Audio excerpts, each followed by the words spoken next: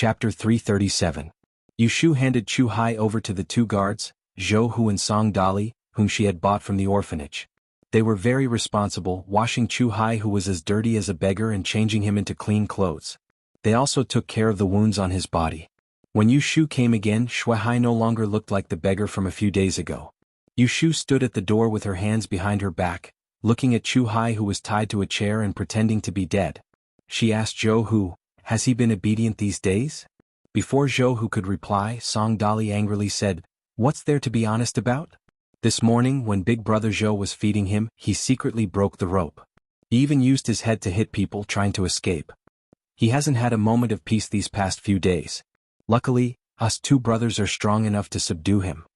Seeing Yu Shu frown, Zhou Hu quickly lowered his head and said, "Miss, I was careless and almost let him escape this morning. Please punish me. This is not your fault." Yu Shu smiled at Zhou Hu and turned to look at the skinny Chu Hai. She suddenly said in a cold voice, "It seems that he has too much strength.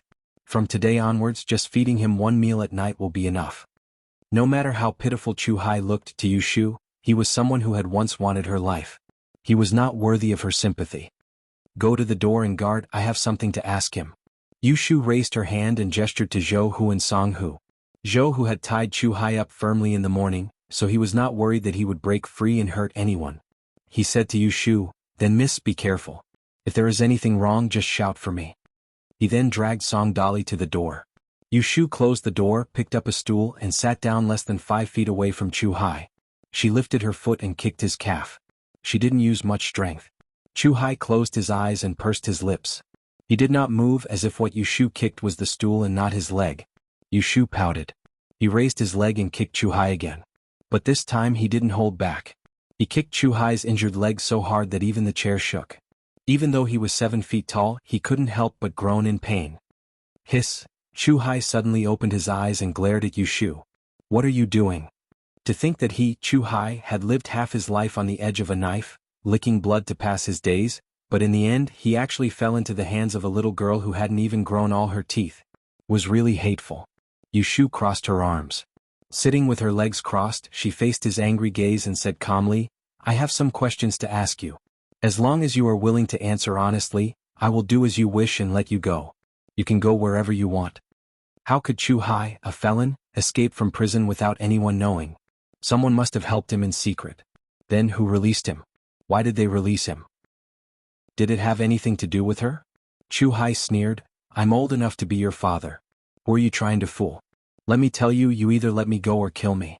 Otherwise, when I get out of here, you won't have a good time." It was like a stone bumping into an iron lump. Neither of them was afraid of the other. Yu Shu disdainfully said, "With your current crippled virtue, you're a fugitive. Even if I let you go, you won't be able to make any waves." Chu Hai's face was livid. Yu Shu just poked his sore spot. After that narrow escape, his head often ached. He couldn't use his internal force. He only had a little bit of strength left to protect himself. If there was no treatment, he would be crippled for the rest of his life. Thinking of this, his face suddenly became gloomy.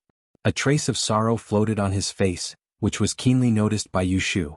Slowly rubbing her fingertips, Yu Shu thought for a moment. Her voice softened and she looked straight at Chu Hai. "Tell me the truth. Even if I don't let you go, I will help you take care of your family." On the way here, Yu Shu thought about it carefully. Chu Hai was a fugitive, and it wasn't easy for him to get out of prison. Not to mention running as far as he could. Why would he stay in the capital? After thinking about it, he must have some nostalgia, and in this world there were only two kinds of nostalgia, people and things. Therefore Yu Shu was just bluffing. She didn't know whether Chu Hai still had relatives in this world. Who would have thought that after listening to her words, Chu Hai's face turned gray like wax skin. His eyes instantly turned red. He raised his head and laughed hoarsely. Ha ha ha. Yu Shu stared at the tears rolling down from the corner of his eyes. Her heart moved. Her intuition told her that there was something important hidden in it. She was about to take the opportunity to break it. Unexpectedly, Chu Hai opened his mouth first. "Ah, my wife and children have been killed by me. Where would my family come from? Now I am the only one left. If you want to take care of them, do you want to go to the underworld to accompany them in my place?" Yu Shu's face was a little dignified. It was not because of Chu Hai's curse, but because of the message revealed in his words. His wife and children had died. Were they killed by him? What nonsense was this? Looking at him, it was obvious that he blamed himself for the death of his family. How could he be a person who killed his wife and children? Don't talk nonsense anymore. Chu Hai coldly interrupted Yushu's words. He warned her in a rough voice, I have no grievances with you. I can tell you that my business has nothing to do with you. If you know what's good for you, don't get involved too much, lest you get into trouble. Yushu pursed her lips. She could not tell whether Chu Hai's words were true or not. She wanted to continue the interrogation, but no matter how she tried, she could not let Chu Hai speak again. Yushu could not help but think of the benefits of Shui Rui. If she had his help in the investigation, she would not have to worry about not being able to pry open Chu Hai's mouth, and she would not be so helpless. Helplessly, Yushu looked at the sky that was getting dark. She could only go back and think about it. She would come back tomorrow. Yushu returned to the west of the city. She lowered her head and pondered along the way. When she reached the door of her house, she noticed the carriage parked in front of her house. She was stunned and surprise flashed in her eyes. She picked up the corner of her robe and quickly walked into the courtyard. She went straight to the front hall where the lanterns were lit. Brother Shui. This voice startled Shui Rui, who was tasting the medicinal tea brewed by Dr. He. He turned his head and saw Yushu rushing in like a gust of wind, staring at him with a pair of fiery eyes. I finally see you. I've been looking for you for a few days. What have you been busy with recently? This caused Shui Rui to be slightly overwhelmed by the unexpected favor. He and Yushu had known each other for so long, and it had always been him who stared at her whereabouts. When had she ever taken the initiative to care about his matters? Could it be that the last suddenly had an epiphany? As soon as this thought popped up in his head, Shui Rui dismissed it. He resentfully thought, something must have happened for her to be looking for me in such a hurry. Shui Rui's heart twisted twice, but his expression was calm. He switched the teacup to his other hand and gently placed it on the coffee table. Then he gave an exceptionally amiable smile to Yushu, whom he had not seen for a few days. It's all an errand from the higher-ups, not worth mentioning. But did you come to the residence to look for me today? Yes. Yushu was not charmed by Shui Rui's smiling face. She turned her head and saw that He Fangji was still there. There were some things that were not convenient to say, so she said, Godfather, I have something to discuss with Brother Shui. I'm going out for a walk. I'll be back in a while. He Fangji knew that Yushu would be a female teacher in the future. Unlike ordinary unmarried women, as an elder, he did not care about her actions. He nodded and let them go. Then the two went out of the door. Yushu was in front, and Shui Rui was 2 steps behind. They went out of the door and walked a dozen steps to the east. They walked under the shadow of the lanterns hanging on the wall of other people's houses. Yushu paused for a moment and turned her head to Shui Rui and said, Brother Shui, do you still remember Bai Qing and Qiu Biao? Shui Rui said, I remember. What's wrong? Weren't they all beheaded? Why did you mention it? Could it be that there are fish that escaped the net? Speaking to this point, his expression could not help but become serious. In the past, Yushu and her younger brother went to the capital with a group of merchants, but they mistakenly boarded a pirate ship. The leader of the merchant group and the head of the escorting escort were both prostitutes. For the sake of the ship's valuables, they worked together with a group of pirates from the inside and outside, causing the lives of a whole ship's passengers. Only Yushu and the others were lucky enough to escape. Later on, with the help of Shui Rui, Yushu and her brother were able to catch all the evil bandits in one fell swoop. He caught all the evil thieves in one fell swoop, beheaded them and imprisoned them. Yushu looked at him and shook her head, saying, It's not them. It's the other one. It's the day we arrested them. Didn't they hire another assassin to chase me to my house and assassinate me? That person died in the hands of Jing Qin and you. He was sentenced to 10 years in prison. You're well informed. Have you heard anything recently? What happened to that person? Shui Rui's expression changed slightly. He stopped and frowned, saying, Yes, I was so busy that I forgot to tell you about it. Yushu hurriedly asked, What is it? Shui Rui said, That man surnamed Chu committed suicide by hitting the wall in prison. He's dead. Yushu was stunned. Dead? Dead. Chu Hai in prison was dead. Then who was locked in the small courtyard by her? Was it a ghost? Yes, he's dead. No, Chu Hai was obviously alive. She couldn't tell whether he was a human or a ghost. Shui Rui saw Yushu's uncertain expression, so he stopped and turned around. He lowered his head and asked her, What makes you so panicked? Yushu licked her lips, frowned a pair of willow leaf curved blade-like eyebrows, and shook her head at him. That Chu Hai didn't die. I saw him become a beggar on the street yesterday, so I caught him. This time it was Shui Rui's expression changed. Not dead? How could it be possible? I asked someone to keep an eye on Chu Hai. As soon as I heard the news of his death, I sent someone to the prison to check. It was confirmed that Chu Hai died by hitting the wall and his body was thrown to the cemetery on the outskirts of the city. How could he be alive unless... Shui Rui was talking to himself halfway when he suddenly stopped, and he turned around to look at Yushu with an expression of surprise and bewilderment as well. Both of them practically cried out at the same time, "Fake death?" After a moment of silence, Yushu guessed, this Chu Hai is really ruthless. In order to escape from prison, he actually came up with a method of faking his death by hitting the wall. I heard from Jing Chen that there is a martial art called the turtle breathing technique in Jianghu, which can block the heart meridian. He must have a similar ability, which is why he was able to hide from the prison guards. Shui Rui didn't agree or disagree. He thought for a moment and then came to himself. He frowned and asked her, "You just said you caught him? How could you be so bold? You knew he was a fugitive, but you still..."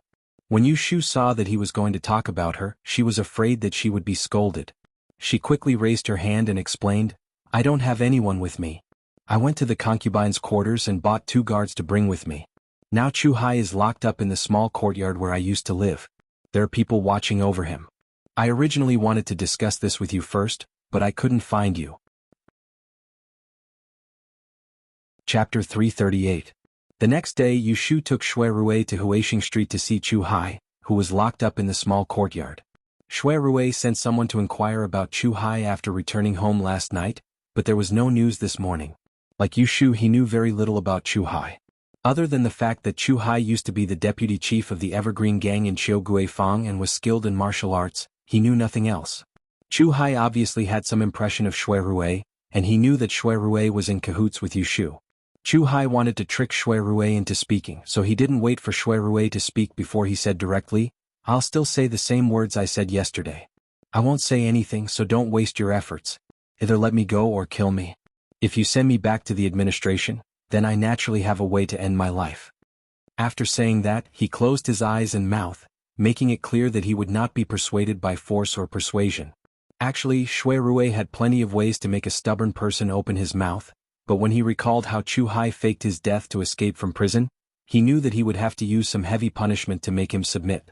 Looking at Chu Hai's half-dead appearance, he was afraid that he would accidentally kill Chu Hai if he wasn't careful, so he gave up on the idea. Shui Rui did not ask Chu Hai any more nonsense. He turned his head and gave Yushu a look, and the two walked out together, avoiding Zhou Hu and Song Dali. "Let your people keep an eye on him first. When I get the news, I will find a way to make him talk," Shui Rui said. Yushu nodded and had the same plan as Shui Rui. So the two did not stay in the small courtyard for long. Yushu left some money for the 2 people she had just recruited, gave a few words of advice and left with Shui Rui. The 2 of them walked to the street. Shui Rui said that he was going to Wangji Tower and asked Yushu if she wanted to have lunch with him. Yushu was worried about the misfortune hexagram she had read a few days ago and was not in the mood to go anywhere, so she declined. The results of the Great Yen examination have already been announced, but I still don't know what the results will be like. I have to go back and think about how to make a living in the future. If you are not busy, you can take me to my house. If you are busy, I will go ahead and hire a sedan chair. Sitting in a sedan chair was cheaper than sitting in a horse carriage. These past few days, Yushu had spent a lot of money, and her heart ached for money again. Shui Rui smiled, "It's not that long. Let's go, I'll send you off." The 2 of them got into the car. Shui Rui first poured a cup of tea and handed it to Yushu. He then asked her, "I saw you frowning all morning. If it's because of what I said last night, you don't have to worry. Chu Hai's matter is really strange, but from what I saw just now, he didn't seem to be targeting you at all. You just happened to meet him, so why are you worrying?" Shui Rui could see that Yushu had something on her mind, so he tried to comfort her. After listening to Shui Rui's words of comfort, Yushu sighed and shook her head. "Big brother, you don't know. That's not what I'm worried about." Shui Rui looked puzzled. "Then what is it? Tell me so I can help you solve your problems." Yushu raised her head and met Shui Rui's eyes that were full of concern. She was hesitating whether she should tell him or not, but suddenly she had a small idea to pour out her troubles to the person in front of her. Once this idea came out, it kept rising like melon seedlings in the field at the end of summer. It couldn't be suppressed. "I did a divination on myself a few days ago. If I find out that I'll be in trouble, When Shui Rui saw Yu Shu speak these words hesitantly, he hesitated for a moment before his expression became slightly heavy. He understood Yu Shu's temper very well. Even though she loved to lie and make up nonsense sometimes, although she liked to lie sometimes, she never made a joke when she was serious. Now that she said such words, she must have predicted the trouble, and it was not small. Seeing that Shui Rui didn't interrupt, Yu Shu raised her hand and took a sip of tea to wet her throat. She gently frowned her delicate eyebrows and said, "We have to talk about this matter. When I went back to the princess's mansion to attend the banquet. When I came back, I was worried that the 11th prince would find trouble with me, so I did a divination on myself and knew that I was safe. On the second day of the new year, I saw Ji Xingxuan at the Shuangyang meeting and I had some doubts. The next day I caught Chu Hai on the street. Don't you think it's a little strange?" Shui Rui didn't know whether to laugh or cry. This was really a little coincidental. No wonder she was suspicious. If it was him, he would also be more careful. "You know me. I can't live a few peaceful days. If we talk about bad luck, if I say I'm second, no one would dare to say they are first." Yu Shu's mouth was full of self-mockery, but her face was written with resignation. The corner of Shui Rui's mouth moved suspiciously, and he agreed with her words in his heart. "I was worried that someone was targeting me, so when I went back, I did a divination on myself. I told you that my 6-line strange art is very accurate. In addition, I bought a small box of ambergris with the help of it. It took a lot of effort to roughly calculate. According to the divination, I'm afraid I'll be killed on the 13th of this month." Shui Rui's eyelids twitched. He stared at Yu Shu's slightly heavy face and didn't say anything for a moment. On the other hand, Yu Shu felt a lot more relaxed after she shook out the burden that had been stuck in her heart for a few days. She finished the tea in her hand and gently placed it on the table. She turned to look at Shui Rui, wanting to hear what he had to say. "Could it be that you made a mistake in your divination?" After Shui Rui finished asking, he raised his hand and stopped Yu Shu, who was about to speak. He calmly told her, "As for the 7th and 11th princes, I dare to boast shamelessly that they won't do anything to you. At least, they won't do anything during the Shuangyang meeting. As for Chu Hai, you've also seen him. With his appearance, he can't do anything to you. Other than that, you don't have any other enemies, so how could you be killed? I think you're being paranoid." Hearing this, Yu Shu didn't rush to explain. Instead, she recalled an old incident that happened half a year ago.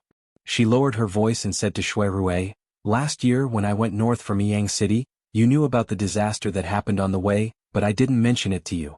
Before the accident, I used the 6 lines divination to predict that I would be in imminent danger. Because I wasn't proficient in it at that time, I was just like you now. I thought that I was being too careful. Who knew that I would almost die there and I barely escaped? Actually, there's a reason why I'm especially scared this time. It's because the 6 lines divination gave me an ominous divination. It's the same divination that I got on the merchant ship that day." Remembering the night when she escaped from death, the merchant ship that was bathed in blood, the corpses everywhere, the rushing waves and the drowning coldness, Yu Shu couldn't help but shiver. A shadow gradually gathered in her eyes, and her face turned a little pale. "Shu." Feeling a layer of warmth on the back of her cold hand, Yu Shu came back to her senses. When she met a pair of black and shiny eyes, her blurry vision became clear again. She took a light breath and forced a smile. "At least I've experienced it once. I'm not afraid." But Shui Rui couldn't smile at all. Just now, he clearly saw a trace of timidity in her eyes. Seeing her trying to be brave, he only felt distressed.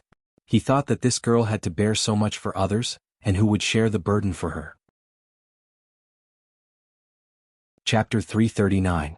There weren't many people on this road to the west of the city. The carriage was also quiet.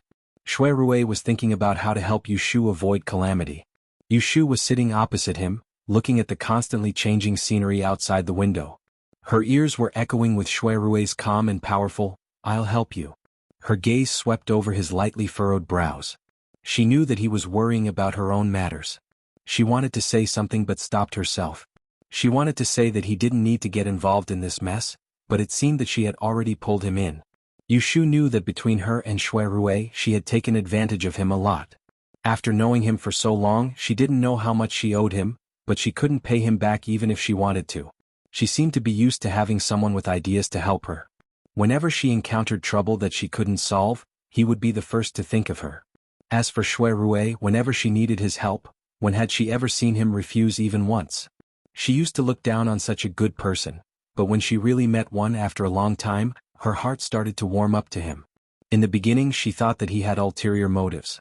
It turned out that he did have some special feelings for her, and he admitted it himself. She still remembered that time when she had the intention to be a couple with Jing Chen, deliberately alienating him, and even disregarding his feelings and rejecting his good intentions. He was very gentlemanly. Not long after, he had an open and honest talk with her, changing the relationship between a man and a woman to that of a brother and sister, which was exactly what she wanted. He said that they were going to be brother and sister, so she called him Big Brother. Sure enough, he took care of her more, helping her both inside and outside, thinking for her. Other than that time when he was drunk at Wang Jilu and took advantage of her, she really couldn't find any fault with this free Big Brother. In comparison, as a cheap sister, she really felt a little guilty. This didn't mean that she had any false feelings towards Shui Rui, but thinking about it carefully, she really didn't have any good points towards him. She was worthy of his sincere treatment. Just before today, she had a high-sounding excuse that the eldest young master of the Shui family was of noble birth and had lived a life of luxury ever since he was born. There was no need for her to care. But in reality she was the one who didn't care. Otherwise she wouldn't have to look for someone else and not know where to go. Sigh. Yushu secretly reflected in her heart. She felt ashamed and couldn't help but sigh softly. Shui Rui heard her sigh and thought that she was worried about the calamity that would come in a few days, so he deliberately laughed. His tone was gentle as he said, "If you are really afraid, I will accompany you on that day. I will not go anywhere, just hide in the Forgotten Opportunity Pavilion." Yushu glanced at him and made a decision in her heart. If I can get through this safely, I must pay more attention to this Big Brother in the future. At this time Shui Rui could never guess that Yushu would think of this, or he would definitely laugh. Seeing that Yushu ignored his proposal, he hesitated for a moment and asked in his heart. After hesitating for a moment, he asked, "Have you mentioned this to Daozi? Jingchen?" Yushu was stunned and shook her head. No. As soon as Shui Rui saw her expression, he knew that she not only didn't look for Jingchen, but also never thought of asking Jingchen for help. So, the first person she thought of when she was in trouble was him. Shui Rui couldn't help curling up the corner of his mouth at the moment, but before she found out, he calmly suppressed it. "I remember that Daozi has an adversity blocking stone.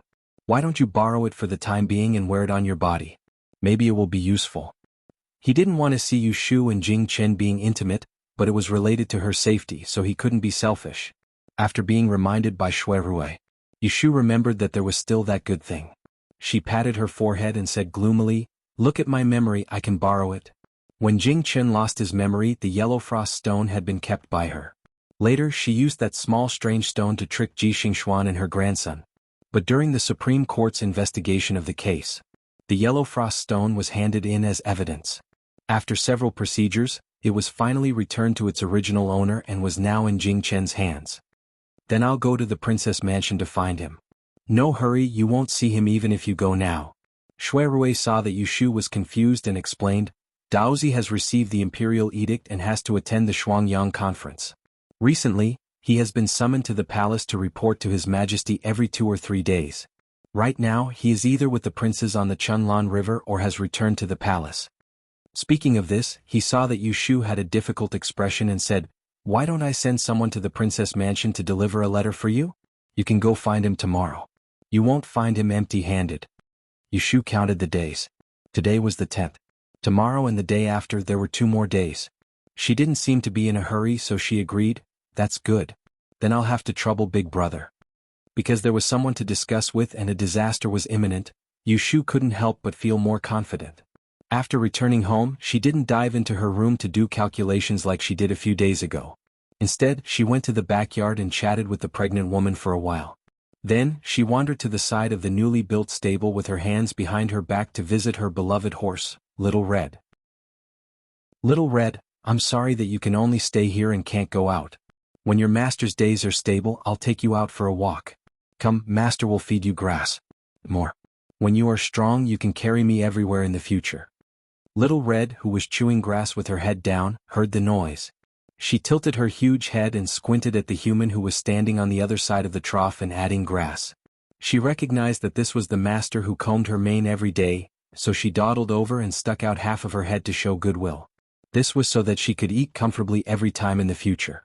When Yushu saw that this Miss Horse was close to her, she chuckled a few times and fed it with grass. She scratched its neck with one hand and called out, Little Red, Little Red. She was trying to let it adapt to this simple new name. Although she had been very busy these days, she didn't forget Pei Jing's instructions. She had to take time out every day to get close to the horse and cultivate their relationship. She couldn't just stop eating and drinking because of a bad omen. After feeding the horse, Yu Shu returned to the room and asked Yun Do to fetch water to wash her hands. There was still a while before dinner, so she sat at the desk and flipped through a book of Yi Shui. Gradually she calmed down. When she read something reasonable, she reached out to pick up the pen and marked it. However, she saw a ball of little yellow hair under her pen holder. Kim Bao. After Yu Xiaoxia was injured, Yu Shu was afraid that it would get infected, so she took Kim Bao out of his room and placed it in her own room. She remembered to ask the servants to prepare a small plate of food for it and didn't care about it much. Kim Bao was also happy and unfettered. Except for not going to Zhao Hui and Yu Xiaoxia's room, it ran around all day long. Yu Shu hadn't seen it for a few days and it seemed to have become fatter. She didn't know where it was sneaking food. You little rascal, don't make trouble in the kitchen, you know? If someone comes to me to complain, I won't forgive you. Yu Shu gently poked its little butt with the pen and warned it, regardless of whether it could understand human language or not. Squeak. Kim Bao raised its butt and dodged. Its two paws were supporting its chubby chin and it was too lazy to move. Yu Shu ignored it and continued to copy until Yun Do came in to call her for dinner. After dinner, Yu Shu wasn't in a hurry to return to her room. She sat in the dining room in front of Zhao Hui and her husband's room to accompany them. He Fangji took his wife's pulse as usual. She was 7 months pregnant, and her belly was bulging. Zhao Hui couldn't walk steadily anymore. Other than taking a walk in the backyard with Dr. He's help every morning and evening, she didn't run around at other times. She only got married and got pregnant at the age of 30. At this time she was considered an old woman, so she had to be careful. She was afraid that if she made a mistake, the couple would regret it for the rest of their lives. Yu Shu was afraid that her disaster would involve the loving couple, so for the past few days she used the law of the time of misfortune to predict the future of the people in the courtyard for a month. Zhao Hui even tried her best to predict the day of her delivery. It was safe and there was nothing serious, which made her feel very relieved. Little Yu, your maternal uncle received a letter from the south saying that your maternal aunt and grandmother will probably be coming to the capital next month. I want to have the people clean up the courtyard next to the house in advance and arrange beds for your father and I to move there. When the time comes, we'll let the old lady live in this big room. You can choose if there are any good days in the near future. Don't let your fetus get tired. Wait for mother to write a note tomorrow. Zhao Hui urged Yu Shu like this. The benefits of having someone in the family who knew how to use money were obvious. There was no need to go outside to ask for a teacher to see if there were any big or small matters, such as asking for good or bad luck. It was a small matter to spend extra money, but she was afraid that she wouldn't get anything good even if she spent money. And mother, I know. Yu Shu had only seen the old lady of the He family once. It was at He Fangji and Zhao Hui's wedding. She remembered that she was a kind old lady who held her hand with a smile and asked her about her age. She even gave her a new pouch. Yu Shu was talking to Zhao Hui when she heard Shin Ma call out from outside. She stood at the door and reported, "Go ahead and take a look. Young Master Jing is here to see you." Yu Shu stood up, slightly surprised. Didn't Shui Rui send someone to the princess's residence to deliver a letter? Didn't he say that she would look for him tomorrow? Why did he come here first? Lang Zhong, quickly go with Xiao Yu to take a look. Don't be rude. It's so late at night. Don't tell me it's urgent. Zhao Hui urged Yu Shu. Ever since she found out that Jing Chen was from the royal family, she had become more cautious.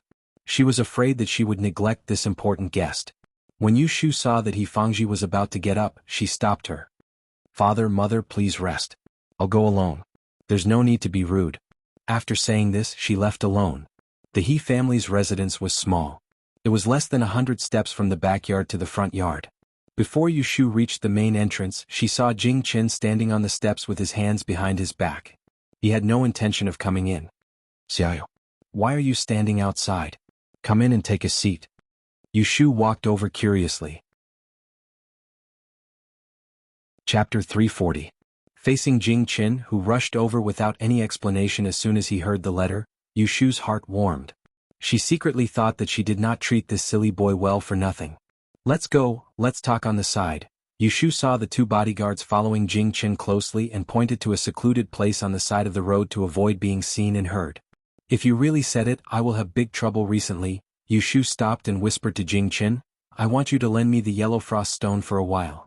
On the first day of the first month, she and Jing Chen met at Wangji Tower to discuss the matter of teaching. When Jing Chen sent her back, he reminded her to be careful and said that her face was strange. It was not a lie. Jing Chen's eyebrows became a little nervous. With a pair of good eyes, he looked at Yushu's facial features and complexion. When he saw a mass of gray covering her nose and gallbladder, he knew that she was in trouble.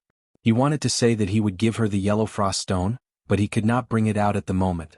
Seeing his hesitation, Yushu asked tentatively, "What's wrong? You didn't bring it with you?" Jing Chen shook his head and showed a difficult expression. "I just gave the adversity blocking stone to Shimmy the day before yesterday. She has a disaster to hide from recently." Jing Chen did not hide it and confessed the whereabouts of the yellow frost stone. When Yushu heard it, she knew that it was impossible for her to borrow the treasure to hide from danger. Although the yellow frost stone had a magical effect, it could only protect one person. If it was given to her, what would happen to Jing Chen's little Shimmy? The two were silent for a moment. Yushu was the first to laugh dryly. Before Jing Chen could speak again, she pretended to sigh and said pitifully, "Ha, what a coincidence. Forget it, first come, first served." After she finished speaking, she looked at Jing Chen. Seeing that he wanted to say something but hesitated a few times, he finally apologized to her. "Xiaoyu, I'm sorry. Junior Martial Sister's calamity was predicted by Uncle Master before she left the mountain. To be honest, she entered the human realm to experience the calamity. In the letter, Uncle Master entrusted me to protect her and gave her the yellow frost stone to wear. That's why I couldn't give it to you." Hearing Jing Chen's words, even though Yushu had already accepted it, her eyes still darkened and she felt a chill in her chest. She thought to herself, her safety was not as important as the safety of her junior sister. Friends of life and death could not compare to childhood sweethearts.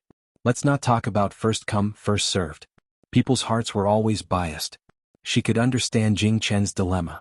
If they were in each other's shoes, if the ones in trouble were Jing Chen and Yu Xiaoxiu, what would she do? What she didn't want, let alone others. However, there are still many auspicious treasures in the princess residence. I'll go back and find them for you. Is that okay?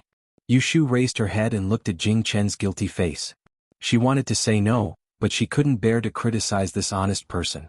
She squeezed out a smile and said, "That's good. You have to find a few more for me. I'll tell you first. If you break them, I won't return them to you." Seeing that Yushu didn't blame him, Jing Chen seemed to be relieved. He nodded and asked with concern, "Do you know what disaster you're talking about? Do you know what kind of disaster it is?" Hearing that he only asked now, Yushu restrained her expression and said calmly, "Actually, it's not that serious. I'm already prepared. I'm still confident that I can deal with it." "That's good." Jing Chen said seriously, "You know that I'm a sinful person. I'm afraid that I'll bring disaster to you. You should be careful." Although he had the 10,000-year funeral oration of the Da and imperial tomb, and it wouldn't affect his body, he still couldn't rashly move his Dao heart. Once there was love and hate, it would be full of evil. "I know." Yushu looked away from him and pointed to the guards and carriage not far away. She said, "Don't you still have to enter the palace? Go quickly. Don't delay." Jing Chen's mind was pure and didn't understand the fickleness of human emotions. He didn't know that his attitude had cooled Yushu's heart. "Okay, then I'll go first. I'll come find you tomorrow." Jing Chen and Yushu walked back to the carriage one after another. Before he got on the carriage, he remembered to say to her, "I've copied Sherfu's Chaotic Sky Divination book. When the astrolabe is done, I'll send it to you." Yushu didn't have the mood to be happy about these worldly possessions. She smiled and watched him get into the palace-style carriage. He was escorted by the guards and left. Turning around, she entered the courtyard. Another night of tossing and turning. The next day, Yushu sat at the dining table with a pair of dark circles under her eyes. Zhao Hui saw her and said with distress, "You child, how many times have I told you not to stay up too late at night? I know you work hard, but you can't tire yourself out. Your father said it right, no matter how great one's ability is, it can't compare to a healthy body." After talking about Yushu, she went to scold Yundo. "You little girl, don't you know how to persuade your young lady? If she suffers at night again, turn off the light for her. Do you hear me?" Yundo looked at Yushu and didn't dare to agree. Using the excuse of going to the kitchen to get some soup and rice, she quickly ran out. Yundo didn't know whether to laugh or cry. She said to Yushu, "Look at how smart she is. She only followed you for a few days and she already knows to look at your face." Yushu laughed. "Didn't you ask her to listen to me?" She's not looking at my face, she's looking at your face. Zhao Hui glared at her. Fortunately, Shen Nani came in with the food. He Fangji interrupted and saved Yushu from Zhao Hui's nagging. As a doctor, health was important. 3 meals a day had to be on time. The He family usually had breakfast around 7 in the morning. Thus, when the servants cleared the dishes, the sun had just risen. Yushu went back to her room to catch up on sleep. Just as she was about to lie down, she heard from outside that Jing Chen had arrived. She yawned, got up and went to the front to meet him. Because Jing Chen had to appear at the Shuangyang Association in the morning, he asked someone to carry the things he brought for Yushu to the living room. He gave her some instructions and left in a hurry. This time Jing Chen had sent a total of 3 rare treasures. One of them was a 2 feet tall guanyin sitting on a lotus. It was said that it was a spiritual item that had been blessed by an eminent monk who had saved the world 2 dynasties ago. There was a long sword with jewels and pearls on its scabbard. It was said to have been equipped by a general who protected the country on the battlefield 100 years ago. Later it was dispelled by an enlightened master. It was a treasure to ward off evil. The last one was a set of calligraphy set with sandalwood. It was said to have been written by the first Zhuangyuan during the founding of the De-In kingdom. With a stroke of his brush, the Wuxia star in the sky shone brightly. It was said that the Zhuangyuan was the reincarnation of the Wuxia star. This treasure was full of righteousness. These 3 treasures were all priceless. They should be the few treasures left in the princess's mansion. They must have been picked out by Jing Chen and placed in front of Yushu. But it didn't make a greedy person like her happy. It was fine if she didn't understand it. Just like a person who didn't understand medicine, he didn't know how to prescribe the right medicine. Sometimes, a dose of 1,000 gold was not as good as 2 grams of licorice. It was the same for seeking good luck and avoiding evil. Not to mention the value of these 3 treasures. 2 of them were used to attract good fortune, while the last one was used to ward off evil. Even though it was useful, its effect was minimal. It was incomparable to the yellow frost stone's ability to ward off evil. After using these treasures, she naturally had to return them. Fearing that they would be damaged, Yushu carefully moved them to her room. According to the feng shui, she hung the Bixia sword on the south wall and the Zhuangyuan's calligraphy on the north side of the desk. As for the guanyin statue, it lay quietly in the treasure chest and was put on the shelf. It was easy to invite a god but difficult to send a god away. It was better not to look for trouble. Chapter 341. The 12th of the 2nd month was the flower festival. The unmarried young ladies in Anling City often went to the outskirts to play on this day. They brought carefully cut and woven flower paper and colorful ropes to hang on the branches of flowers to pray for the blessing of the flower god who was in charge of marriage and fertility. He Fangji and his wife moved to the capital for the first time and didn't know the local customs. In addition, Zhao Hui was pregnant, so it was inconvenient for her to go out and socialize. They didn't interact with the neighbors. Therefore, although they had a daughter like Yushu, they didn't prepare anything. The 12th of the 2nd test was the day the results were released. However, this test was feng shui. Yushu didn't participate in this test at all, so she didn't care about it. On this day Yushu stayed at home as usual and didn't go out. Unexpectedly, when the sun rose, Shui Rui came to the door. Yushu, who was about to go back to sleep, had to get up from the bed. She looked in the mirror and adjusted her clothes. She put her hands in her sleeves and moved to the front yard. Shui Rui was invited to the front hall by the maid guarding the door to serve tea. As soon as Yushu went in, her eyes lit up when she saw him. Shui Rui's attire today wasn't as luxurious and gaudy as he usually was. He wore a bluish-white silk robe with the lapels on the left and right, and the length only reached his knees, revealing a pair of brown deerskin boots on his feet. His sleeves and waist were tied up tightly with smooth leather straps. His jet black and glossy hair was tied up high and matched with a green and white silk scarf, and a strand of hair scattered down from his temples caused him to have a full forehead, dense brows and bright eyes. As he stood there casually with a hand on the green-sheathed short sword at his waist, every single move he made actually surpassed the heroic and heroic Confucian heroes in books. "Big brother, why are you looking for me so early?" Yushu went to greet him. She muttered in her heart, "Dressed so flashily, I don't know where you are going to play." Shui Rui grinned, "I guess you don't know what day it is today. Sure enough, go change into some light clothes. We are going for a spring outing. Jinshuan is outside in the carriage." Yushu actually knew that today was the flower festival, but she was not in the mood to go out and wander around. She didn't mention the paper cut and hanging flowers in front of Zhao Hui, but she didn't expect that Shui Rui would come to call her. This You also know that I'm in great danger tomorrow, so I don't dare to run around blindly. Besides, I don't have the mood to play." Yushu scratched her head and said embarrassedly. Shui Rui saw that her eyes were pale green. It must be because of that disaster that she couldn't sleep at night. Thinking of the purpose of today's visit, he would not let her go. Fortunately, he had already thought of how to persuade him. "You have been practicing Yi Shui and have read many books. Don't you understand that life and death are already determined? The principle of not worrying about fate? Let me say something unpleasant. If tomorrow is your doom and your time is coming, will you die of depression, or would you rather live a happy life? It's better to be happy than to be worried, and it's better to be open-minded than to be narrow-minded. I thought you were an understanding person and you've always been free and easy. But now you are stubborn." After listening to Shui Rui's words, Yushu was confused for a moment. She was trembling with fear these days. She couldn't help but reflect carefully. She didn't know how long she stood there, and then she came to her senses. She looked up and accidentally saw Shui Rui with a smile on his face and open-minded eyes. Suddenly, she had a hint of understanding, and her eyebrows slowly relaxed.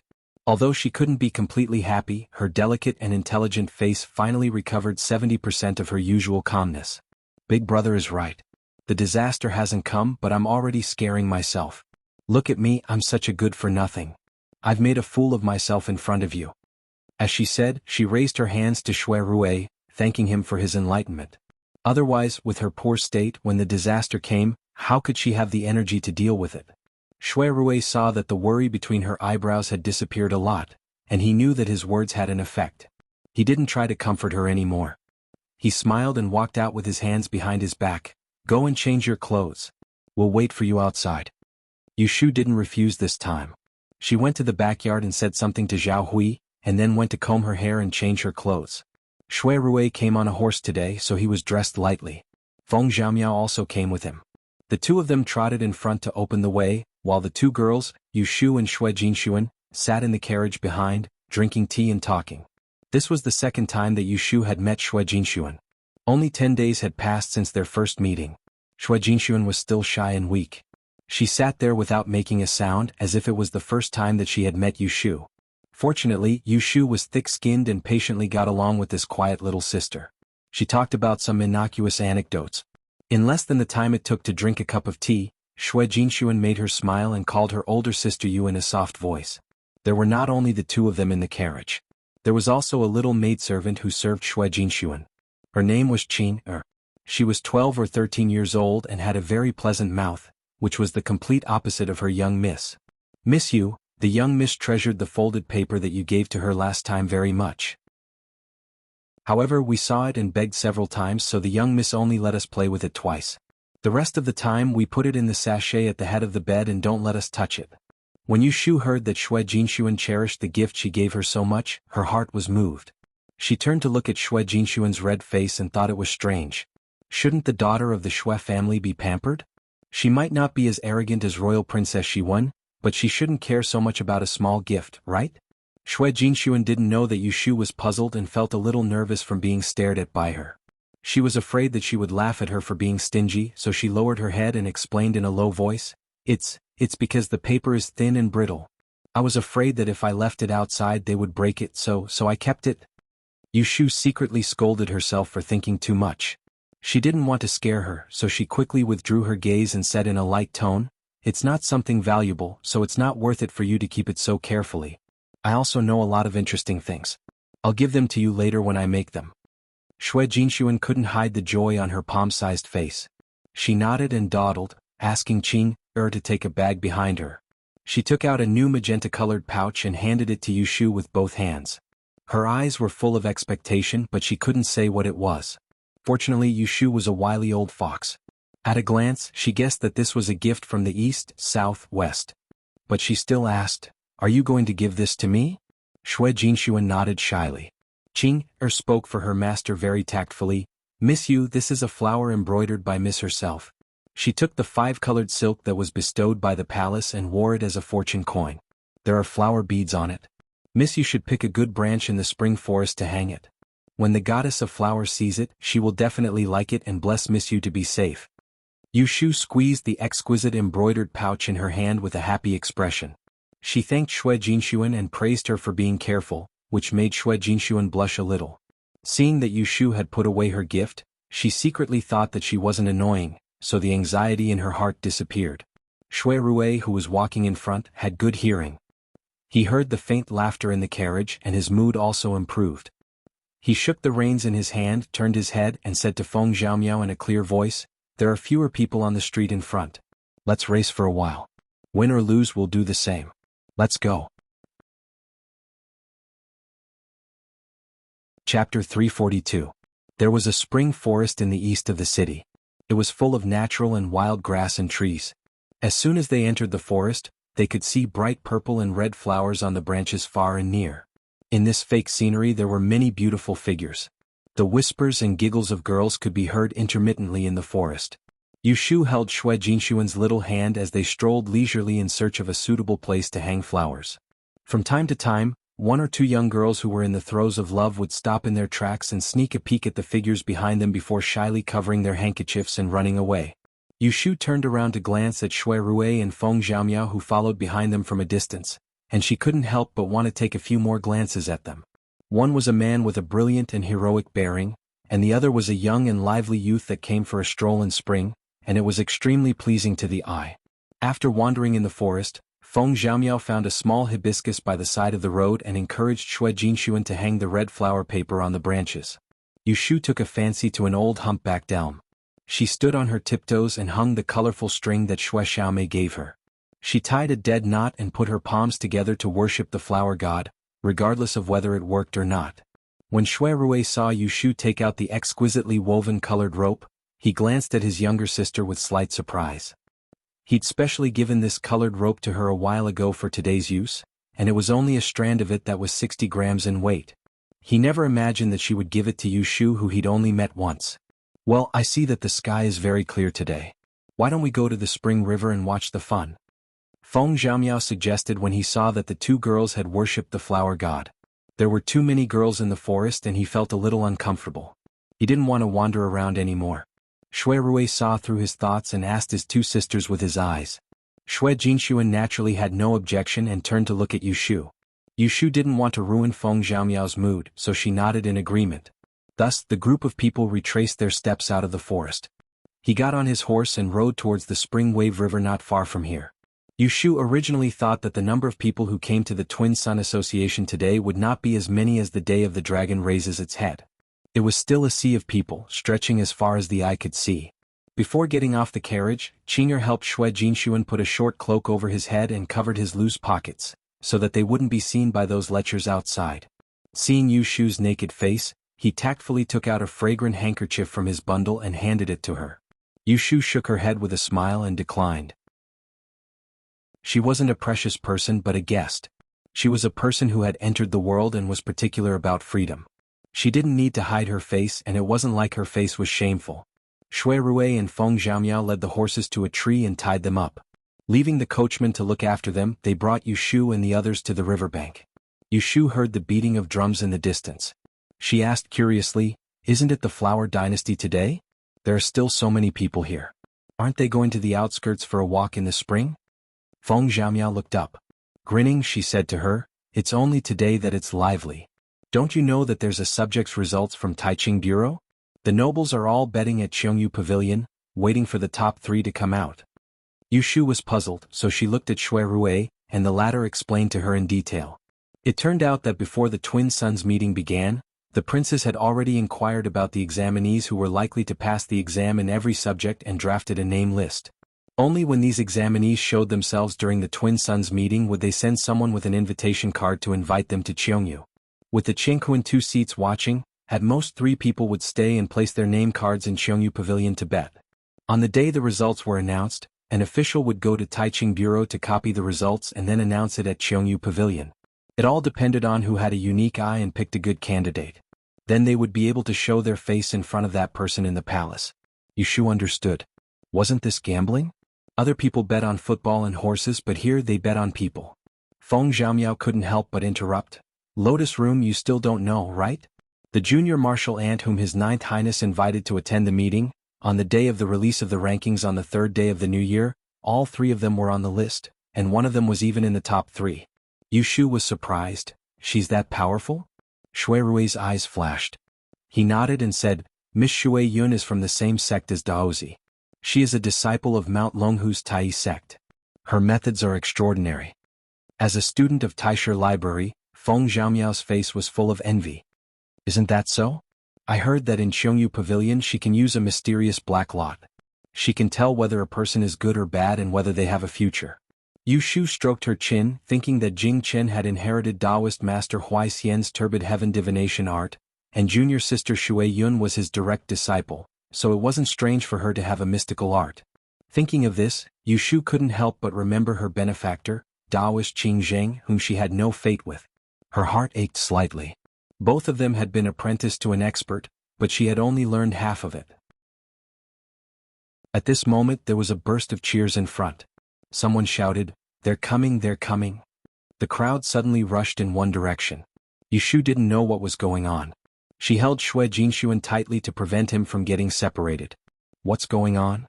Feng Zhaomiao tiptoed and said excitedly, "The person who reported the results is coming.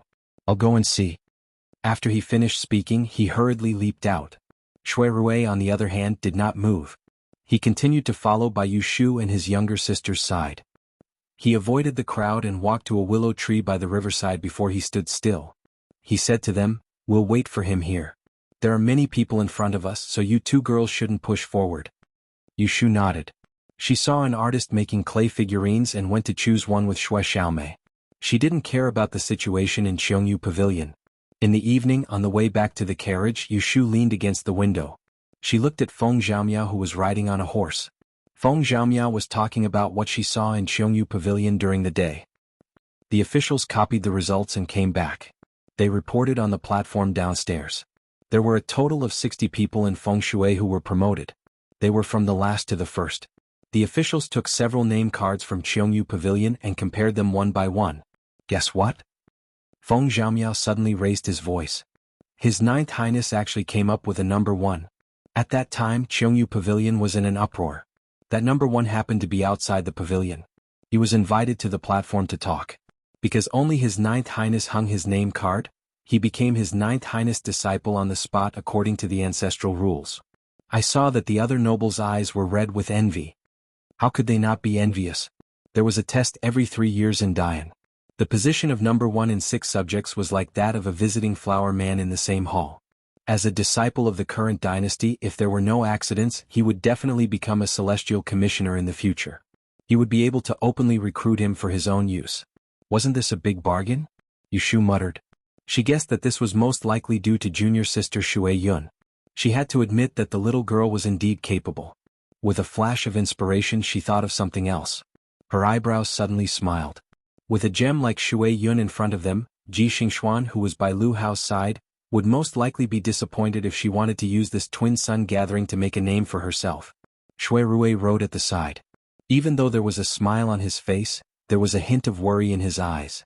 The group returned to Wangji Tower to rest. Before the food and wine had arrived, Shui Rui found an excuse to leave first. Before he left, he asked Feng Zhaomiao to escort Yu Shu and little sister Shui back. Before the sun set, the twin sun gathering on the spring river dispersed. The nobles all returned to their own residences. Those who went back to their residences, those who went to eat wine. As night fell in Ningwang Fu, the long corridor that led to the study was silent. Bang! A heavy object fell to the ground. It startled a few wild sparrows under the eaves. Trash! Lu Hao narrowed his eyes. Stepping on the broken pieces of the vase, he glared angrily at the scout kneeling a few steps away. "You can't even do a small thing. I spent so much time investigating the list, but the higher-ups don't even have a candidate for the top 3. What's the use of keeping you?" It was no wonder that Lu Hao would be angry. The cleverest housewife cannot cook without rice. No matter how good Ji Xingxuan's physiognomy was, it was hard to pick a crane out of a nest of chickens. Therefore, even though he had some complaints about Ji Xingxuan, what he was most angry about was this group of incompetent subordinates. He had never placed Lu Tan's hypocritical younger brother in his eyes.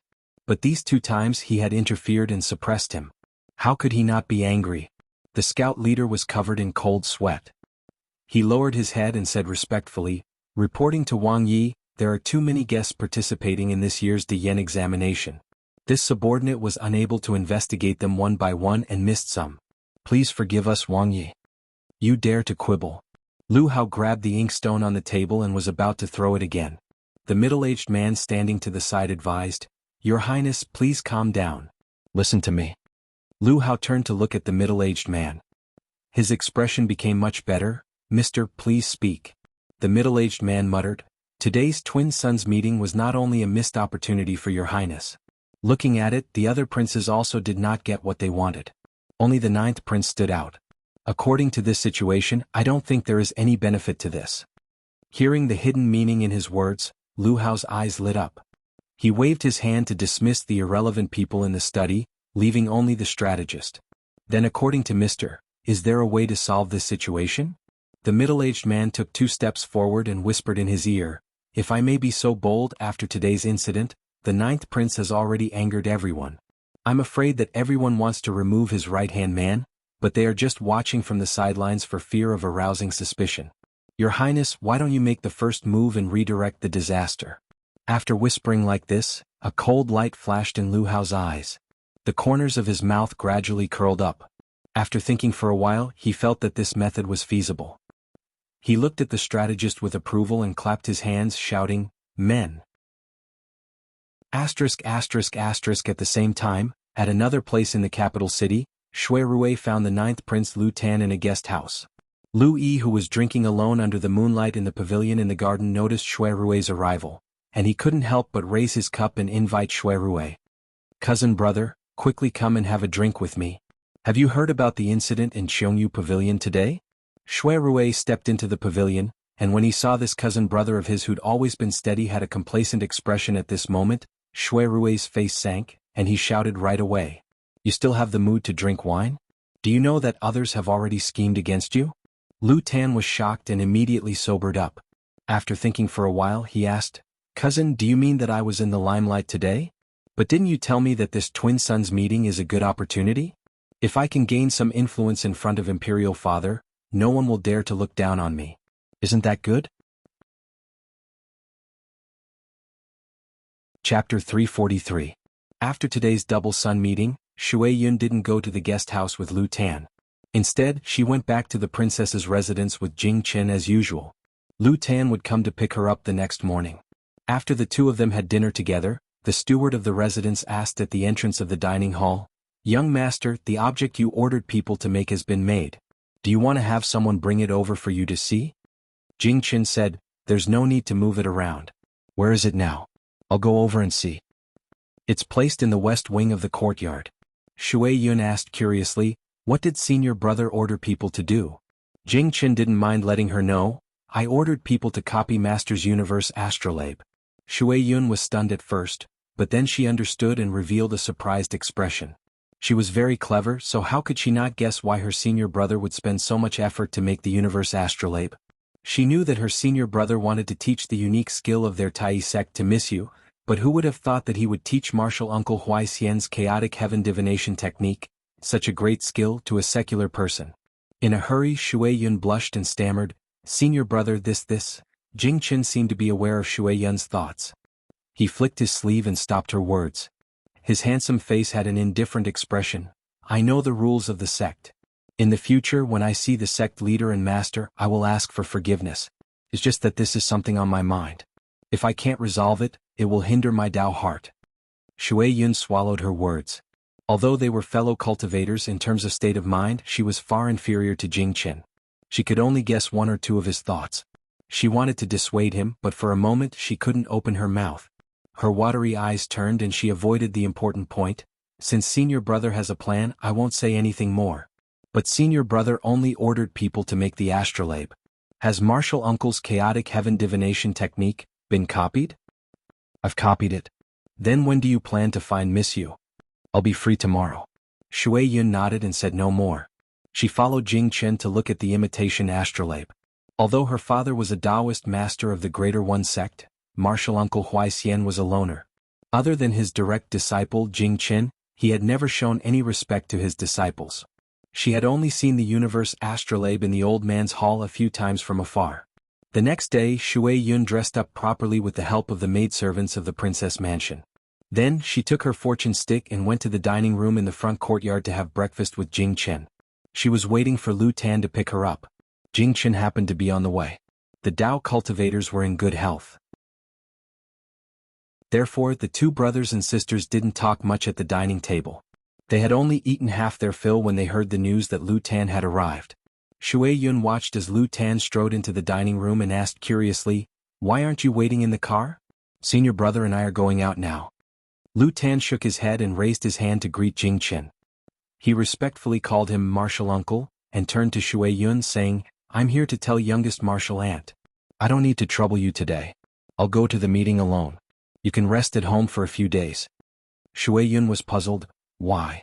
It was inconvenient for Lu Tan to tell the truth about how Shui Rui had advised him to temporarily avoid the sharp edge yesterday, so he tactfully changed the topic. "Thanks to junior martial aunt's help these past few days. It's just that the next subject's result will be the astrology. With 7th martial uncle in the capital, I don't lack this kind of talent, so you don't have to worry about it for the time being." Shui Yun didn't think much of it when she heard this. She smiled and said, "All right. It takes a lot of energy to sit in that building every day and smell the ambergris every night. I feel a headache. I'll rest for a few days and help you later." Lu Tan hurriedly agreed. Although he was a prince and was incomparably respected, the two people in front of him were his seniors, so he couldn't disrespect them. Shui Yun didn't go, so Jing Chen and Lu Tan went out together. Not long after they left, Shui Yun drank half a cup of morning tea and was about to return to her room to take a bath so that she could burn incense and meditate. However, she bumped into Jing Chen, who had turned around and returned. "Oh, why didn't Xixiang go?" Jing Chen said, "I just reached the door when I was stopped by people from the palace. I don't know when His Majesty will summon me to the palace, so I came back to change my clothes." The white robe that Jing Chen was wearing was not a big deal outside, but in front of the Son of Heaven, it was a loss of propriety. He originally didn't understand these rules. During his stay in the palace, a group of palace attendants intentionally or unintentionally reminded him, so he more or less knew about it. Shui Yun said, "You're going to see His Majesty? Then you won't be coming back tonight?" Even Shui Yun had heard of the emperor's love for Jing Chen. Ever since they moved into the princess's residence, Jing Chen went to see the emperor every 2 or 3 days. As long as he entered the palace to accompany the emperor, he would often stay for dinner. If the uncle and nephew chatted late, they would be directly arranged to sleep in the palace room in the front courtyard. "I don't know yet." Shui Yun wanted to see Yushu, so she had an idea and said, "Xixiang may not be able to leave the palace today, but it's not that I can't send something to miss you. I happen to be free, so why don't I go on a trip for you?" Jing Chen thought about it and felt that it was fine, so he let her send the astrolabe and the copy first.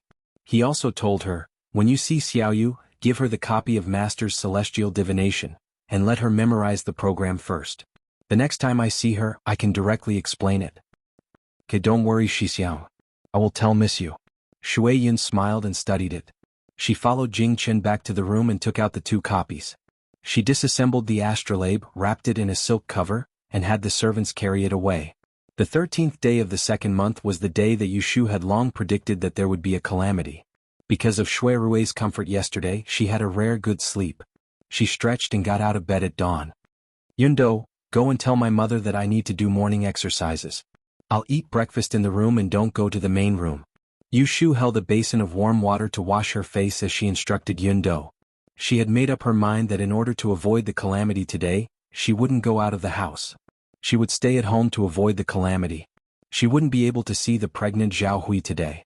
Yundo obediently went and came back with Zhao Hui's words after a while. It was nothing more than telling Yushu not to work too hard and tire her body. The weather today was warm. After eating breakfast, Yushu opened a window on the east side and took out the golden abacus that Pei Jing had given her from the box. She leaned against the coffee table by the window and fiddled with the abacus. She seemed to be playing and practicing, but no one knew that she was looking forward to the sun setting so that she could get through the day. "Oh." Hearing a little noise, Yushu lowered her eyelids and looked at Kim Bao, who was trying to climb up her skirt to her knees. She remembered that Yu Xiaoxiu said that he had given it a bath last night, so she didn't shake it off. She let the little guy jump onto her lap, jump onto the coffee table, and directly pounce on the abacus in her hand. It rubbed the gold beads with its black beady eyes, looking very greedy. Yushu rolled her eyes and threw away the abacus to let it have its fill. Anyway, such a big thing was not easy to carry, so she was not afraid of it thinking about it. There was a series of footsteps outside the door. Yushu turned sideways and looked out of the half-open door. She saw Yundo standing on the threshold and whispering to someone who seemed to be the gatekeeper. After a while Yundo ran in. "Miss, a guest is here." Yushu only thought it was Shui Rui. She looked down and saw that there was nothing wrong with her clothes, so she didn't need to change. As soon as she took a step, she felt something on her back. She heard a "ha" sound, and something hooked the collar of her clothes and jumped to her left shoulder. Yushu was not scared. She turned her face to look at Kim Bao, who was squatting on her shoulder, and reached out to take it down. Kim Bao noticed her intention. When she reached out, it took advantage of the gap and jumped into her loose sleeves. It showed its claws and hooked the material in her sleeves. No matter how many times she shook it, it didn't fall out. Ha ha. Yushu was puzzled. Why was this little guy willing to give up the golden abacus and suddenly stick to her? Because she didn't want the guest to wait for too long, Yushu didn't try to get rid of Kim Bao again. She was afraid that it would get angry and scratch her clothes. She folded her sleeves and took Yundo to the front yard. When Yushu saw Shui Yun sitting alone in the living room, she was very surprised. Her footsteps paused for a moment before she walked in. "Miss Shui?" She looked around and saw a large wooden box on the ground. She was even more confused about Shui Yun's intentions. Shui Yun smiled and pointed at the box. She said to Yushu, "Senior Marshal Brother went to the palace. This is a replica of the astrolabe that he asked someone to make. I have nothing to do, so I ran an errand to give it to you." Hearing this, Yushu's eyes lit up. She thanked Shui Yun and walked into the box. She bent down to open it, but she heard Shui Yun stop her. "This astrolabe is scattered. Later, Senior Marshal Brother will need to put it back together. Miss Yu, it's best if you don't look at it in a hurry in case you lose the parts." Yushu withdrew her hand and embarrassedly said to Shui Yun, "I was a bit impatient." When she heard Shui Yun's words, Yushu knew that the other person knew that Jing Chen wanted to teach her the secret technique of the sect. She must be familiar with the cloudy sky divination technique. She just didn't know if Shui Yun had learned this technique before. Yushu and Shui Yun didn't have much of a friendship. They had only met a few times, so there wasn't much to talk about. However, since the other person had come with good intentions to give her something, she couldn't just accept it and ask her to leave. Of course, she had to stay to drink a cup of tea and chat a bit. Thus, she personally poured a cup of tea and handed it over. She tried to find something to talk about. "I heard that Miss Shui was invited by His Royal Highness, the 9th Prince, as a guest to watch the Twin Sons gathering. Why are you free today?" Shui Yun held the teacup in her hands but didn't sip it. She often drank the true dew tea before the rain at the mountain gate. Later, when she went down the mountain to the capital, Lu Tan was attentive and considerate and served her the imperial tribute tea. Thus, she didn't like the tea that Yushu casually brewed here. "I'm not free. If I have nothing to do, then I must have a request. I came to see Miss Yu today not only to run an errand for Senior Marshal Brother, but also to ask Miss Yu for a favor." Yushu took a sip of tea and raised her head to look at the elegant young maiden. Her eyelids twitched. She didn't know why, but she felt that it wasn't something good. "Miss Shui, please speak." Chapter 344. Knowing that there would be a big disaster today, Yushu really didn't want to go out. However, looking at Shui Yun's expression, it seemed that there was a secret that she wanted to talk about. It was related to Jing Chen and couldn't be heard by others, which made her curious. After hesitating for a moment, Yushu still felt that her life was more important, so she tactfully suggested, "If Miss Shui feels that it's not convenient to talk here, why don't we talk in the bedroom in the backyard?" Her suggestion was good, but Shui Yun's pair of black and white eyes looked at her deeply and said bluntly, "The walls have ears. It's not that I don't believe you, but the matter of me being the senior brother is of great importance. Even he himself may not know it. What I'm telling you today must not fall into the ears of a third person, not even your family." Hearing this, Yushu was even more surprised. What kind of secret was it that even Jing Chen didn't know? She wasn't interested in Shui Yun's request, but she really wanted to hear this secret. To tell you the truth, it's really inconvenient for me to go out." Yushu hesitated and added, "I calculated that there will be a disaster today, so I'm hiding at home. Why don't we talk in private another day?"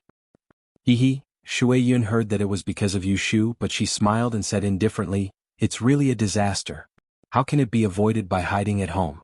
In that case, I will also have a disaster in the near future, but I'm not as careful as Mississippi." Hearing the ridicule in her words, implying that she was afraid of the slightest thing. Yu Shu curled her lips. So what if she was afraid of death? It didn't affect anyone. If Miss Yu doesn't want to talk to me, I can't force you. I was rash. As Shui Yun spoke, she suddenly stood up and was about to leave. Yu Shu hurriedly sent her off. When the two of them walked to the door, Shui Yun stopped and looked back at Yu Shu. She said with a hidden meaning, I'm willing to talk to you today, but maybe I'll regret it tomorrow. Yu Shu was stunned for a moment, but quickly understood what she meant. About the secret of Jing Chen, if she didn't listen to it today, she would never have the chance to know. Yu Shu felt as if there were two mice in her heart, scratching and scratching. She opened her mouth and held back, watching Shui Yun get into the carriage and be escorted away by two guards. Wait. The carriage stopped not too far away. Shui Yun opened her eyes. Her eyes, which should have been pure and untainted, were somewhat dark and gloomy. In the end, Yu Shu couldn't resist her curiosity, so she braced herself and sat in Shui Yun's carriage. Where are we going? The carriage passed a few streets. Yu Shu sat by the window and looked out. Kim Bao, who was hanging in her sleeve, seemed to be asleep. He didn't make a sound. The soft little ball with warmth made her feel at ease. There's a tea house with a quiet environment and good soundproofing. Shui Yun's voice was pleasant to the ear. There was a gentleness in her words. Yu Shu couldn't help but look back at her. This girl seemed to be a year older than her. The first time they met at Forgotten Opportunity Tower, she still had some of the liveliness of a young girl in front of Jing Chen. Now that she looked carefully, there was a sense of steadiness inside and out. It was probably because her facial features weren't very beautiful. She didn't look like what Yu Shu had imagined. A female cultivator would have an otherworldly beauty. Why are you looking at me like that? Shui Yun met Yu Shu's gaze. Yu Shu said heartlessly, I see that Miss Shui is different from the cultivator I imagined. A cultivator shouldn't have no distracting thoughts in their heart. Based on her experience of reading countless people, this junior sister's thoughts weren't simple. Otherwise she wouldn't have lured her out with just a few words. Shui Yun blinked. Oh? Then what do you think a cultivator should be like? Yu Shu said, like Jing Chen. She had seen all kinds of people, some good and some evil. But in terms of being clean from the inside out, Jing Chen was the only one. Shui Yun seemed to have guessed who Yu Shu would say. She didn't look surprised at all. She smiled faintly and said with pride, I can't compare with senior brother, what about him? Shui Yun didn't continue. Yu Shu didn't care and turned her head to continue looking at the road. After driving through another street, they actually came to the downtown area. The carriage stopped in front of a tea house. Yu Shu jumped out of the carriage first. Looking at the crowded and messy scene inside, she looked back at Shui Yun suspiciously. Could this place be called a quiet environment? Shui Yun didn't explain. After getting out of the carriage, she said to the two guards following the carriage, You wait for me downstairs. You don't have to follow me. The two guards were sent by Lu Tan to protect Shui Yun early in the morning. They looked very embarrassed. Miss Shui, I'm afraid this is not appropriate. If His Highness knows that we are neglecting our duties, he will definitely punish us. Shui Yun said, It's broad daylight here. There won't be any danger. Besides, I've been practicing martial arts and swordsmanship since childhood. My skills aren't inferior to yours. If something really happens, you can't stop me. The two guards looked around. It was indeed safe. Seeing Shui Yun's firm attitude, they hesitated and agreed. Then we'll wait here. If you need anything, please call us immediately. After saying that, they looked at Yu Shu worriedly for fear that she would be a burden. Yu Shu felt depressed for a moment, then followed Shui Yun into the tea house. When they entered, they attracted the attention of many customers. Two young women coming in and out of such a crowded place without any cover on their heads could easily be thought of as having a poor upbringing. Being stared at by so many eyes, Yu Shu was thick-skinned enough and didn't feel unhappy. Shui Yun ignored them and called for the waiter to lead the way to the second floor. The second floor was full of small rooms. Yu Shu quickly discovered that Shui Yun wasn't lying. The waiter opened the door to a private room. They walked in. They could hear the noise downstairs a moment ago, but when the door was closed, it instantly quieted down. On second thought, the room was quiet and it was so chaotic downstairs. Even if someone stood outside the door to eavesdrop, it would be difficult to hear because of the noise. This was indeed a good place to talk in private. Brew a pot of your best tea. Shui Yun casually handed something to the waiter. Yu Shu glanced at it and secretly clicked her tongue. It was actually a golden bean the size of a peanut. Ladies, please take a seat. Please wait. The waiter immediately put on a flattering expression and bowed before leaving. Yushu walked a few steps in the study-sized room and tilted her head to Shui Yun. This place is not bad. How did you know? Shui Yun voiced out Yushu's doubts. I asked Chong Yun if there was a good place to talk a few days ago, and he brought me here. Yushu raised her eyebrows and thought that Shui Yun was already prepared to talk to her. She became more and more curious about the secret she was about to tell her and what she wanted from her. It's quiet enough here. What do you want to say to me? Can you say it now? Shui Yun walked in front of Yushu and sat down on a four-cornered chair with a soft green silk cushion. She put her hands on her knees and raised her head to look at her. After looking at her for a while, she said with a somewhat complicated expression, Senior Apprentice Brother's destiny is to rush to Kata Star. This time he came down the mountain to find the person who broke his destiny. You should know all of this, right? Yushu's expression changed slightly. She did know what Shui Yun said. This could be said to be the biggest secret she knew about Jing Chen. Shui Yun clearly also knew. However, based on what she knew before, based on Jing Chen's behavior, his little junior apprentice sister should not know these things. Yushu immediately became cautious. She was afraid that Shui Yun was saying this to trick her, so she kept her mouth shut and frowned at her. Chapter 345. Yushu vaguely saw her confused face from Shui Yun's faint pupils. Her throat moved up and down before she heard her own voice. Great in disaster? What do you mean? Shui Yun sighed and said, Do you know why my senior brother was sent to my Tai Yi sect to be raised? Didn't the emperor announce to the world that Jing Chen inherited his mother's will to worship the three pure ones patriarchs and pray for the people of Da'an, so he was sent to cultivate? This was the official statement. Yushu only wanted to know some things from Shui Yun, but she didn't want to be foolishly tricked by her, so she answered perfunctorily. In fact, the real reason Jing Chen had told her in the grove. Who knew that Shui Yun could see through her? You don't have to hide it from me. I know my senior brother's character very well. He disdains lying. You saved him on the way and he has gone through thick and thin with you. He trusts you so he will not deceive you. If I'm not mistaken, he should have told you everything about his life as soon as he regained his memory, including the fact that an imperial family sent him to Mount Longhu to protect his life more than 10 years ago because Kata Star didn't rise early. With her words so accurate, Yushu awkwardly cleared her throat and whispered, Since you know, why are you asking me? Shui Yun smiled faintly. I just want you to understand that I know everything you know. I don't need to lie to you. Moreover, what I want to tell you today is something you don't know. Yushu nodded and let down half of her guard. Her legs were sore from standing and talking, so she took 2 steps back and sat on the chair opposite Shui Yun. She asked, You haven't told me what is the meaning of great in disaster? Disaster, it sounded inauspicious. Once this disaster is mentioned, it involves a lot of things. I can't tell you the specifics. Shui Yun frowned slightly. You only need to know my senior brother's fate. It is inextricably linked to the rise and fall of the Yin dynasty, so the Da'an imperial family must not let him die early. More than 10 years ago, with the agreement with my sect's grand elder, the sect leader and several elders changed his fate. Only then did they save senior brother. Miss Shui really likes to joke. With a hollow laugh, Yushu managed to maintain her composure on the surface, but her heart was in turmoil. She thought to herself that if what Shui Yun said was true, then she had really heard a great secret. A person's fate could affect the rise and fall of a country? Logically speaking, this statement was clearly groundless. If it was the true dragon son of heaven, the life and death of an emperor could indeed shake the imperial court. However, Jing Chen was just the son of a princess in Yin dynasty. He didn't have any power in his hands. How could his fate affect the entire imperial court? Shui Yun looked at Yushu's face of disbelief and did not intend to explain.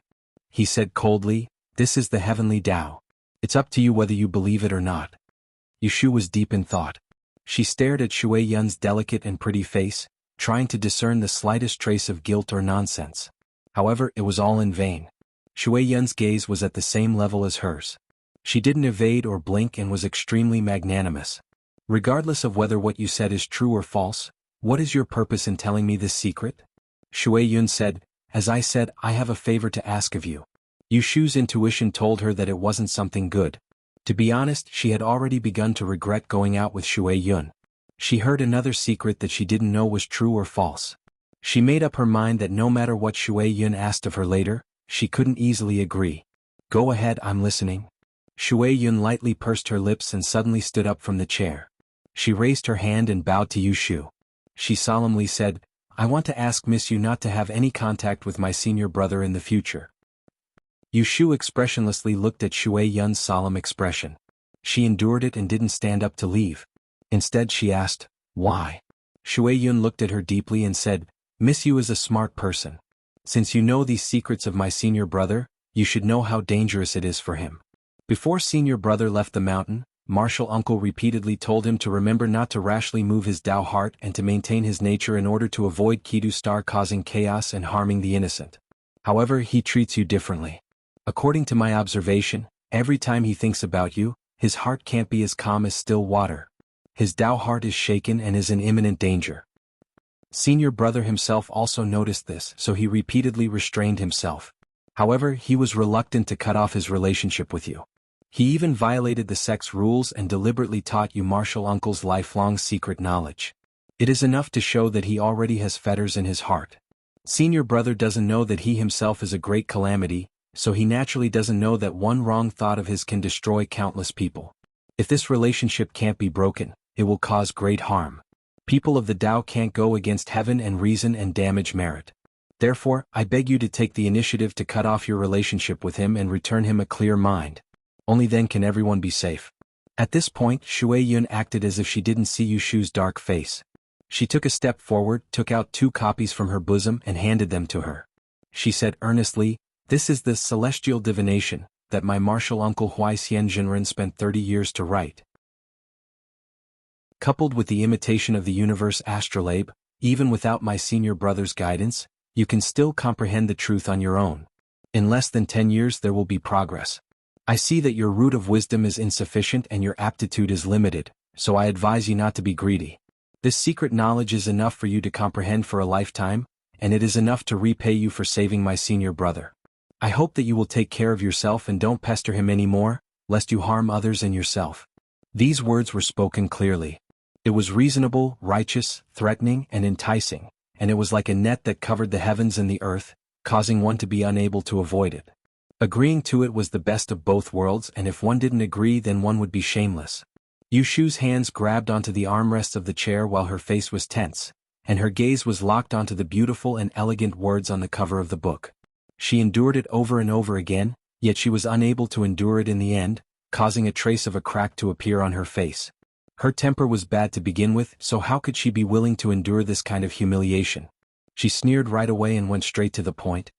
"I actually didn't know when I became a vile person that seeks to repay kindness. Miss Shui really thinks too highly of me." Shui Yun's beautiful brows knit together when she heard Yu Shu's ridicule, and she was just about to say something when the voice of the waiter that was serving tea sounded out from outside the door. She paused for a moment, then placed the 2 copies of the book on the tea table beside Yu Shu's hand before turning around to open the door. The waiter came in with the tea, but he seemed to have sensed that the atmosphere in the room wasn't right, so he placed the tea down and said, "Please enjoy your meal," before retreating. Shui Yun closed the door and returned to the tea table. She skillfully set up the tea set, washed the cups, smelled the fragrance and filtered the water before pouring out a cup of fragrant tea and placing it in front of Yu Shu. Then, she poured another cup for herself before sitting down in front of her again. She lowered her head and blew on the tea before saying apologetically, "It was my slip of the tongue. Please don't misunderstand, I didn't mean it that way. Drink a cup of tea and cool down your anger, then we can have a good talk." In her heart she thought, it was indeed her who looked down on her. Seeing this, the expression on Yu Shu's face softened a little. She calmly thought about it. After all, this person was Jing Chen's junior sister who grew up with him. For her to mock her like this, it must be for Jing Chen's sake. Furthermore, she still had some questions that she didn't understand, so it wasn't good to fall out with her. Thus, she suppressed the idea of leaving, snorted, picked up the cup of tea and brought it to her mouth. At this moment, Kim Bao, who was in her other sleeve, suddenly became restless and bit her through her clothes. Yu Shu felt the pain and her hand trembled, almost spilling the tea. She put her hand down and touched her sleeve under the table to warn Kim Bao not to cause trouble. However, the little fellow didn't calm down and instead scratched around in her sleeve, making her feel a little annoyed. "Miss Yu?" Yu Shu didn't want Shui Yun to see that she was acting strangely, so she tightened her sleeve and picked up the teacup again. However, who knew that Kim Bao, who was in her sleeve, became more and more restless and moved around wanting to come out. This abnormal behavior made Yu Shu feel a little strange. A thought flashed through her mind, and she suddenly thought of an unimportant matter. she followed the caravan north on a ship and saw through Qiu Biao's true colors on the way. That Bai Qing had put a knockout drug in the food that she prepared for them. At that time they didn't notice it. Only Kim Bao's behavior was abnormal and he was as restless as he was now. Yu Shu lowered her head and looked at the teacup in her hand, and her pupils contracted. Could it be that there was a problem with this tea? Thinking of this possibility, Yu Shu instantly became vigilant. She still brought the tea to her mouth and pretended to drink it. At the same time she quietly peeked at Shui Yun's action of drinking tea. In her heart, she didn't believe that this younger martial sister would drug her. It wasn't until Shui Yun finished the cup of tea in her hand and went to the pot to add more that Yu Shu secretly scolded herself for being overly suspicious. However, she put down the cup and didn't dare to take any risks. "Miss Yu, please keep what I just said to you a secret. For the sake of senior martial brother's safety, remember not to reveal." Her voice stopped abruptly. Yu Shu's eyes widened as she watched Shui Yun, who had been talking to her a moment ago, go limp in front of her in the next moment with a stiff expression. She fell on the table with a bang, and fainted, motionless. Miss Shui?" After being stunned for a moment, the hairs on the back of Yu Shu's neck stood up, as if she sensed danger approaching. In the face of this sudden change she didn't move Shui Yun. Instead she hurriedly stood up from the chair. Without thinking much, her first reaction was to open the window and shout for the 2 bodyguards downstairs to come up. However, looking around the room, the 2 windows facing the street turned out to be skylights, which couldn't be reached at all. The soundproofing in this room was too good, and it was chaotic downstairs. Even if she went out and stood in the corridor and shouted for help, no one might be able to hear her. Yu Shu looked at the door of the room 20 feet away, and then turned back to look at Shui Yun, who had fainted on the table. Her heart swayed. If she ran down and shouted for help, it was difficult to guarantee that Shui Yun wouldn't be in danger. However, if she carried Shui Yun along, she was afraid that she would miss the opportunity to escape. She might be stopped when she went out. Damn it. Yu Shu took 2 steps forward and then turned back. She gritted her teeth and dragged Shui Yun out of the chair. She struggled to carry Shui Yun on her back. She glanced at the 2 manuscripts on the table from the corner of her eyes. She grabbed them and put them in her bosom. Carrying a person on her back, she rushed to the door and listened for any movements.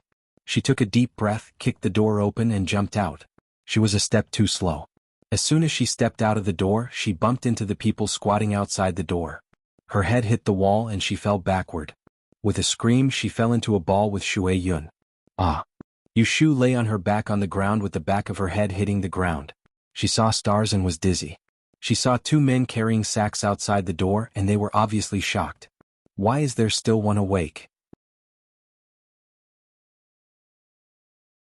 Chapter 346.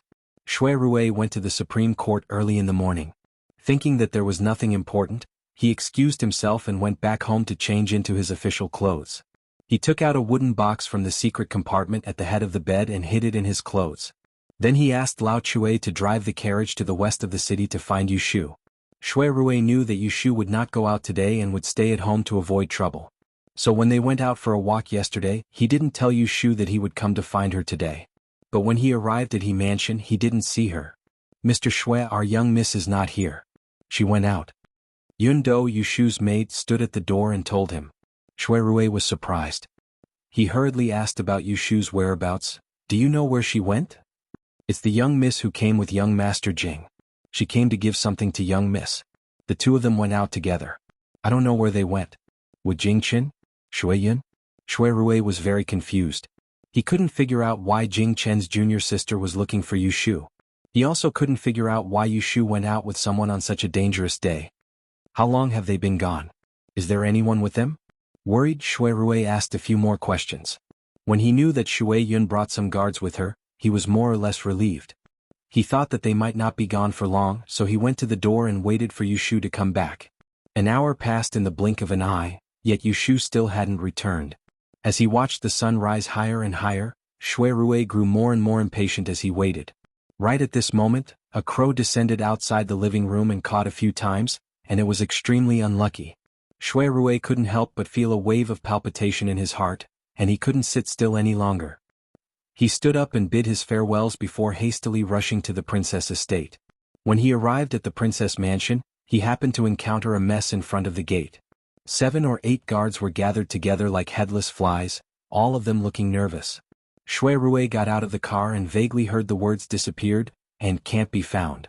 His intuition told him that something was wrong. He quickly stepped forward and asked with a straight face, "What are you all crowding around here for?" Some of the guards in the princess mansion recognized the eldest son of the Shui family. One of them immediately stepped forward and answered, reporting to Mr. Shui, Miss Shui from our mansion has disappeared. Daoist child has yet to return from the palace, and there is no one to take charge of the situation. Everyone is discussing how to split up and look for him." Hearing this, Shui Rui's heart skipped a beat. Shui Yun is missing, then what about Yushu? Vaguely guessing a possibility, Shui Rui's face immediately darkened. Who followed Miss Shui out today? Come out and tell me. Shui Rui was now working in the Supreme Court. He was an experienced person, so he asked the whole story in a few sentences. It turned out that after Shui Yun and Yushu left the He family, they went to a tea house in the downtown of the city. After dismissing the servants, they went upstairs to talk. 2 guards were waiting downstairs, but they didn't come down even after a long time. When they went upstairs to look for them, they didn't expect that the 2 girls seemed to have disappeared into thin air. Shui Rui's face turned gloomy and clear. With a hint of anger, his pitch-black eyes swept over the faces of the 2 imperial bodyguards on duty. Immediately, the back of their necks turned cold and their heads swelled up. They regretted leaving Shui Yun's side and repeatedly begged for forgiveness. If Yushu disappeared alone, it would be fine. However, it was Shui Yun who disappeared with her. Shui Rui couldn't help but think that it was bad. Last night, he had advised Lu Tan that a tall tree would attract the wind and let him avoid the sharp edge for the time being. Today something happened to them. They were said to have disappeared. There was an 80% chance that they were kidnapped by one of the masters of Cheongyu Tower. Shui Rui was burning with anxiety. He knew that it was not the time to act up. With a cold face, he quickly arranged for them to act separately. You quickly go to Cheongyu Tower and ask the 9th prince to come back. Don't alarm others. Wait in the mansion for Daozi to come back and tell him what happened. Old Shui, take the token back to the mansion and bring a few experts out. The 2 of you and the rest of the people follow me to that tea house. Worried about Yushu's safety, Shui Rui felt that the carriage was too slow. He pulled a guard over and mounted a horse. Then he brought 4 or 5 people and galloped to the downtown area. Shui Rui found the tea house with his men and showed them the Supreme Court's token. Without saying anything, he ordered his men to seal the tea house. He also sent 2 men to guard the front and back doors. He flashed a few shiny sabers. He didn't let any of the guests and odd job workers in the tea house escape. He led the guard who had followed Shui Yun this morning into the tea house. The shopkeeper nodded and bowed as he led the way up to the 2nd floor. The 2 guards were not stupid. When they realized that the 2 people had disappeared, they asked the shopkeeper to lock the tea house. No one was allowed to enter. Therefore, the tea house was still the same as when Shui Yun and Yushu had left. Shui Rui had investigated many cases, so he had a lot of means. After checking the tea house for a week, he found that there was something wrong with the cold tea on the table. He immediately asked someone to catch a rooster from the kitchen and drink it. After drinking the cold tea, the rooster staggered for 2 steps, then fell to the ground and fainted. Shui Rui's face was as ugly as it could be. He slammed his palm on the tea house heavily, showing his official power. The shopkeeper and the waiter were so scared that they immediately knelt down and begged for mercy. Your Excellency, please investigate clearly. How could there be something wrong with the tea? Our tea house is clean and has never done anything against reason and nature. Someone must have framed us. The guard kicked the waiter to the ground. Shui Rui ignored him. He pressed his hand on the table and stared at the 2 cups of tea. From the position of the tea set, he found some clues.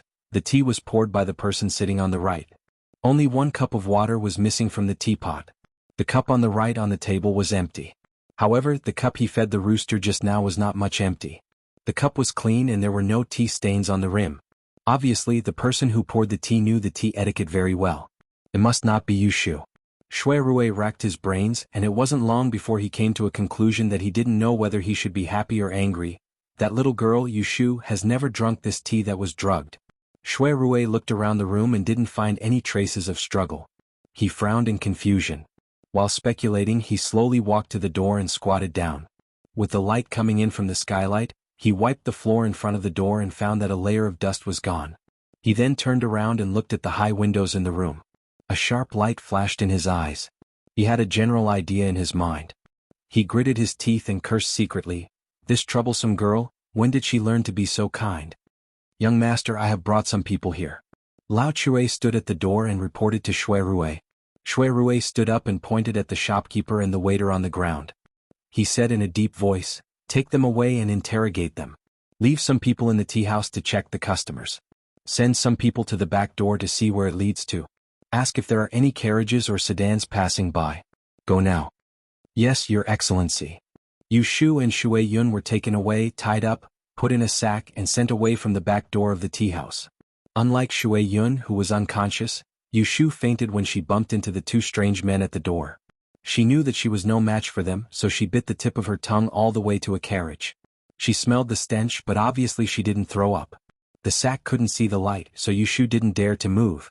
She touched Kim Bao, who was curled up in her sleeve, and pricked up her ears to listen to the movements outside. However, the driver was very cautious and didn't talk, so she couldn't pry. In this current situation after the panic, Yu Shu became much more clear-headed due to the stench. She calmed down a little and was able to think. Drugging the tea, it was obvious that the other party had planned this beforehand and was well prepared. They were definitely not human traffickers. So the other party didn't come for her, but for Shui Yun.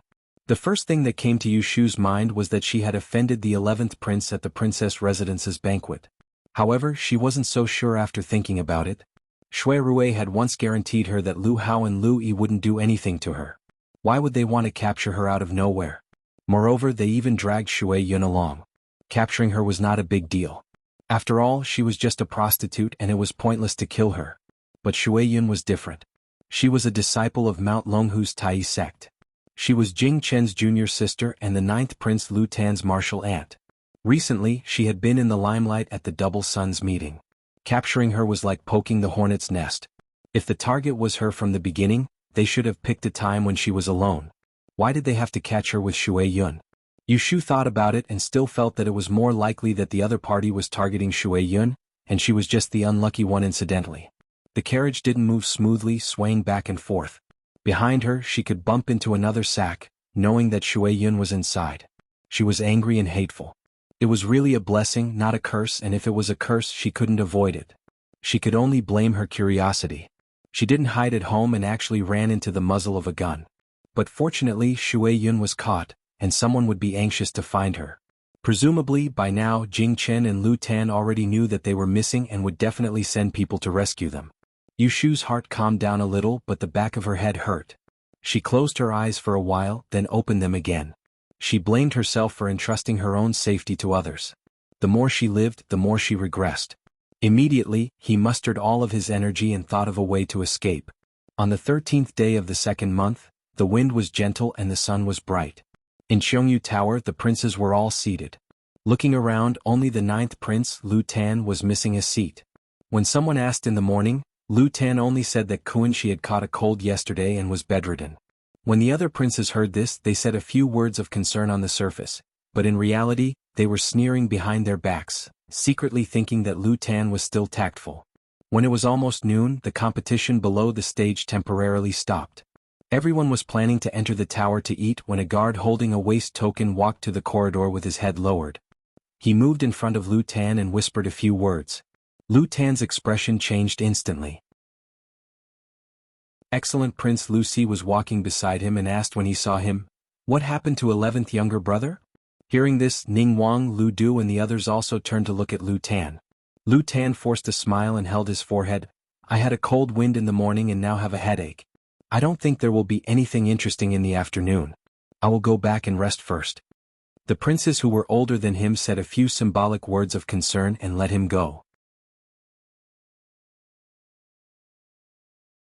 Chapter 347.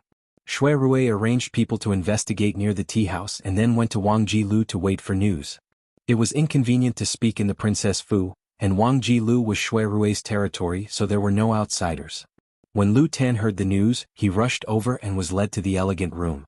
As soon as he entered the door, he asked eagerly, "Brother Rui, why is my Xiao Shirgu missing? Have you sent people to look for her?" Shui Rui held a cup of tea in his hand and shook his head without taking a sip. He said, "I have already sent people to investigate. Don't be impatient, sit down and listen to me." When Lu Tan came, he was sweating profusely, but when he saw Shui Rui's calm appearance, he calmed down a little and sat down next to him. Quickly tell me what is going on? Thus, Shui Rui narrated the situation that he had discovered in the restaurant to him in a concise and comprehensive manner. In the morning, Miss Shui went to look for my sworn sister. I don't know why, but she asked her out on a date. The two of them probably wanted to have a private conversation in the tea house. According to the imperial bodyguards, Miss Shui avoided them. The two of them went up to the second floor for less than an hour, but when the imperial bodyguards went upstairs to look for them, they had already disappeared without a trace. I went to see. The tea they drank was spiked with a strong knockout drug. Even martial artists would find it difficult to resist. Miss Shui drank this tea, so she did not have the strength to resist and was taken away. Lu Tan's expression changed. His left hand on the table clenched into a fist. He was so angry that he laughed. I'm afraid this is the doing of one of my brothers. After saying that, he was annoyed and slammed the table, saying in a low voice, "It's all my carelessness. I thought that they did not dare to do anything serious, so I did not send more people to protect Xiao Shirgu. Now that she has been taken away, if anything happens to her, even 10,000 deaths cannot absolve me." When Shui Rui saw him blaming himself, he was also very regretful. If he had gone to find Yushu earlier in the morning, he could have stopped her at home and escaped this disaster. Calm down first. The most important thing now is to find them, Shui Rui speculated hesitantly. I'm afraid that if we delay too long, they'll be in trouble. How can that be? Lu Tan was startled. If Xiao Shirgu is really captured by one of them, she won't be able to help me at the Shuangyang meeting. At most she will be locked up for a while, but her life shouldn't be in danger. Otherwise, wouldn't this matter be blown up? Aren't they afraid that I'll report this to Imperial Father? Hearing his naive thoughts, Shui Rui smiled bitterly. Your Highness, have you ever thought about how His Majesty would view you if you reported this to His Majesty? Lu Tan's face turned cold. Yes, if Father Emperor knew that he couldn't even protect a single person and wanted to go to the palace to ask him to make a decision, he would definitely think that he was incompetent. Shui Rui continued. Moreover, they picked this time to make a move against Miss Shui, so they surely have the intention of throwing our attention away. I'm only afraid that in the end, the person they uncover isn't the person we're looking for. Lu Tan was bewildered. What do you mean? Shift the blame to others. Shui Rui's eyes turned sharp. Lu Tan's heart sank. His back was covered in a layer of cold sweat. Gritting his teeth, he said hoarsely, "What a good plan. Killing 3 birds with 1 stone. I'm destined to suffer this loss in silence." After revealing the crux of the matter, both of them were silent. Not long after, Lu Tan raised his head to look at Shui Rui. His eyes were slightly red, and there was a trace of hope in his expression. "Brother Rui, do you have a plan?"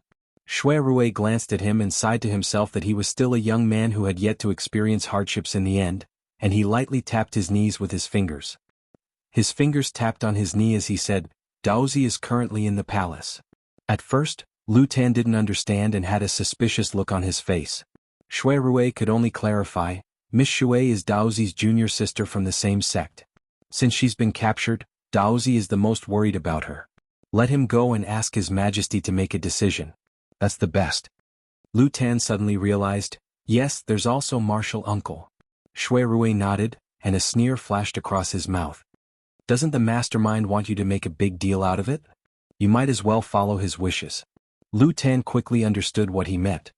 His eyes flickered and he said in a low voice, "That's good. I'll take this opportunity to drag a few more people into the water. No one should think about watching the fire from the other side. Otherwise they'll get used to stepping on me and look down on me." Shui Rui looked at him approvingly. As a prince, although his cousin had many shortcomings, he didn't lack intelligence and courage. In the future, it might not be impossible for him to get what he wanted. There's no time to lose. I'll go back to the palace now and discuss with Martial Uncle. Lu Tan stood up. Shui Rui reached out and stopped him. Wait, you can't go. There are many eyes and ears in the palace. It's better to wait for him to come out so as not to alert the enemy. Lu Tan anxiously said, Then wouldn't my Shirgu and the others be in danger? It'll only be one night. Tomorrow His Majesty will have morning court and Daozi will come back. Shui Rui's worries weren't any less than his, but he was calmer. He knew that no matter how anxious he was, it would be useless. Shui Rui raised his hand to touch his chest. There was a treasure box there. The thing inside was something he asked his grandfather for last night. He originally wanted to lend it to Yushu to avoid this disaster. Who knew that he was a step too late and she was already in danger? Thinking of Yushu, Shuirui's mood became restless again. He restrained himself from thinking about the worst and comforted himself. Her luck is very bad, but she's also very lucky. She's managed to escape several death traps, so there's no reason for her to die this time. But then he frowned and thought, when I save her and come back, I'll teach her a good lesson. If she continues to act tough, sooner or later she'll lose her life. Yushu didn't know how long she was tied up in the sack. On the way the car stopped several times, but they didn't put them down. She had a splitting headache and didn't dare to fall asleep on the way. She was afraid that she would lose her life in her sleep and die without knowing why. The car stopped again. Yushu looked through the sack and squinted her eyes to see that it was dark outside. She heard someone whispering, "The goods are here, unload them. Put them in the cellar first. It's so smelly, you do it." Then there was a wave of shaking. She was carried up and walked a short distance. She heard the sound of a lock being unlocked and was thrown face down on the ground. The sack under her feet was opened. She heard the sound of a knife cutting, but she didn't dare to open her eyes.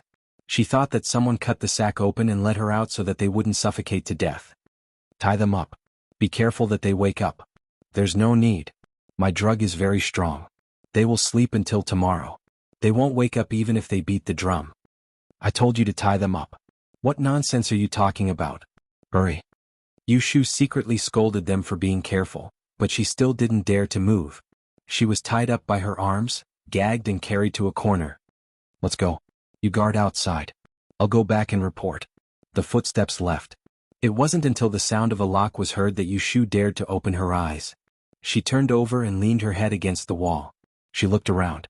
Speaking of which, this was the second time she was kidnapped, including the time when she was captured by a group of wild Taoists in Yang City. She had experienced it once, so she didn't panic. She just thought about how to escape. She was in a cellar with a skylight above her. It was dark outside, it should be evening. There were some miscellaneous things piled up in the cellar. A few steps away from her, there was a person lying on the ground. She couldn't see it clearly, but she knew it was Shui Yun. Yushu moved closer to her, stretched out her foot and kicked her leg. Shui Yun didn't move. Obviously, it was the effect of the knockout drug. With something in her mouth, she couldn't make a sound. Yushu twisted her body. Kim Bao, who had been hiding in her sleeve, squeezed out tremblingly. He tumbled on the ground and climbed out from behind her. "Ha!" Kim Bao stood on 2 feet, raised a pair of front paws and tilted his head to look at Yushu. Perhaps he saw that his master was in a difficult situation. Yushu used the light to look at the blurry lump on the ground. Her heart skipped a beat. With great effort, she used the tip of her tongue to push against the lump of cloth in her mouth. She shook her head and spat it out. She took a few deep breaths and with her tongue hanging out, she whispered, Jinbao, Jinbao. "Oh, I know you can understand people. If you can understand what I'm saying, then go back and find someone to save me. Once I escape, I'll build a nest for you with gold." Yushu used the tip of her foot to rub the fluffy ball, and coaxed it with uncertainty. But she was destined to be disappointed. Kim Bao listened to her words, but he just circled around her feet and did not leave. Obviously, he didn't understand Yushu's call for help. With a wry smile, Yushu secretly scolded herself for being silly and whimsical. Leaning against the wall to rest, Yushu slowly regained her strength. It was quiet all around. The darker it was, the more frightening it was. Just when she was about to fall asleep, Kim Bao suddenly called a few times. Yushu immediately woke up. Vaguely hearing footsteps outside, she quickly bowed her head, bit the cloth on the ground in her mouth, and moved to the original place to lie down. The person opened the door. Through her eyelids, Yushu saw the light in the cellar. Listening to the footsteps, 3 people came in, one more than before. "Lord Bear, look, everyone is here. Rest assured, this subordinate is handling the matter." "Huh? Why is there an extra person? Who is that?" "She is with the little fairy. This subordinate caught her in passing. I don't know which one it is. Do you want to identify her? Bring her over for me to see." In a few words, Yushu already understood. Her previous guess was right. This group of people really came for Shui Yun. Knowing that she was implicated by Shui Yun, Yushu felt complicated. Hearing someone approaching, she did not dare to breathe too loudly. She pretended to be dead and was picked up and carried to the light. Why is it her?" "Lord Bear, do you know this little girl?" "Yes, I've seen her. This person is TSK. You two look after her. I have to go back and report to His Highness." "Yes." Thus Yushu was thrown back to the ground. She was bewildered. This Lord Bear's voice was unfamiliar to her, but he said he had seen her and said he would go back and report to His Highness. Could it be that the His Highness they were talking about was also someone she knew? She only knew 3 Wangye in the capital. One was Xiang Wang, one was Jiao Wang, and one was Ning Wang. Who could it be? These 3 people stayed for a while and then left. Yushu opened her eyes in the darkness. She tossed and turned, thinking about the reason why Shui Yun was captured. Gradually she figured out something. Shui Yun was captured most likely because she was in the limelight at the Double Suns meeting. According to this, that Wangye could only be one of the people who participated in the Double Suns meeting. If it was not Jiao Wang, then it was Ning Wang. Shui Yun's little life could be preserved. If the other party wanted to take her life, they would have done it long ago. There was no need to delay. But what about herself? If she heard something she shouldn't hear or see something she shouldn't see, it was hard to guarantee that she wouldn't be silenced. Chapter 348. Yushu didn't wear much when she went out during the day. As soon as night fell, she felt so cold in this airtight cellar that she wanted to shiver. Yushu may have had a dull pain from hitting her head earlier, but she didn't fall asleep. Knowing that there were people guarding outside, she leaned against the wall and didn't dare to move. Instead, she tried to untie the rope behind her, but it became tighter and tighter. She almost strangled her neck, so she had to give up struggling. This night was extremely difficult. Yushu opened her eyes and looked at the small skylight above her head. She saw that the sky was getting darker and darker, and then there was a trace of white light. In the wee hours of the morning, when it was almost dawn, Jin Bao, who had been quiet all this time, suddenly called out again. Yushu shuddered and turned over to lie down in her original position. After a while, the door of the cellar was opened. From the sound of footsteps, it was still 3 people. Master Bear, it's almost dawn. What should we do with these 2 women? Has the master ordered? Go and bring that one over. There's no need to kill her. Just break the tendons of her hands and feet. Yushu heard them talking in a low voice.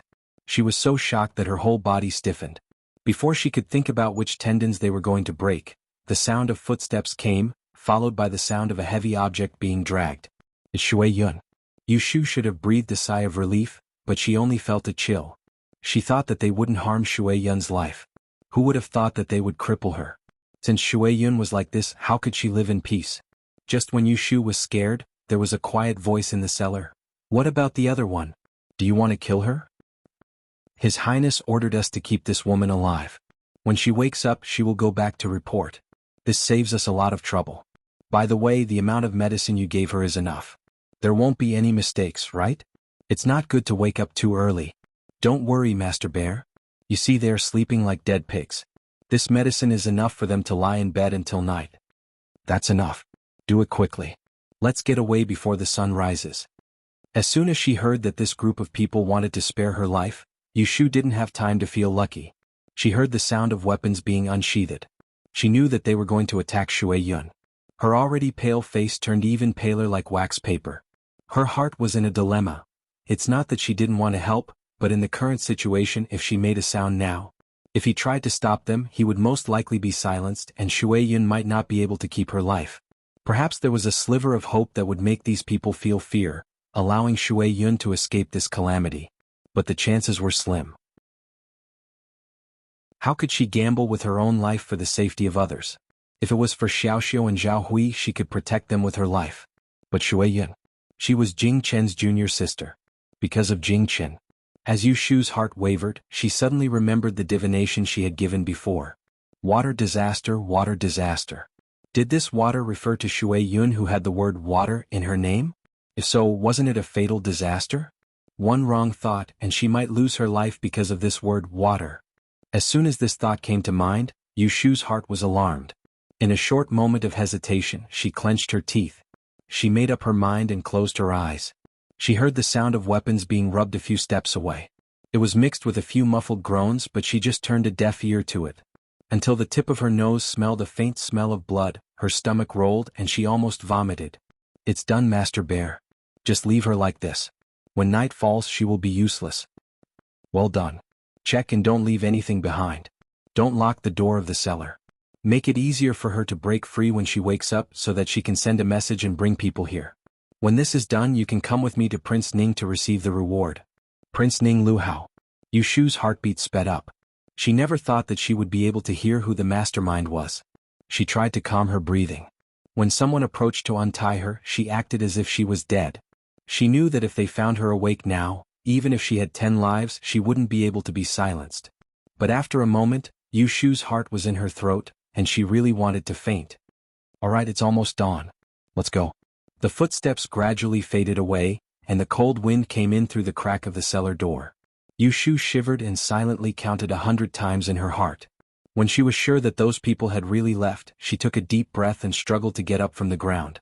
She desperately pulled the ropes on her body and spat out the cloth in her mouth. With the help of the faint light, she tremblingly crawled to Shui Yun's side. "Shui Yun." Yu Shu called her in a low voice while feeling her hands and feet.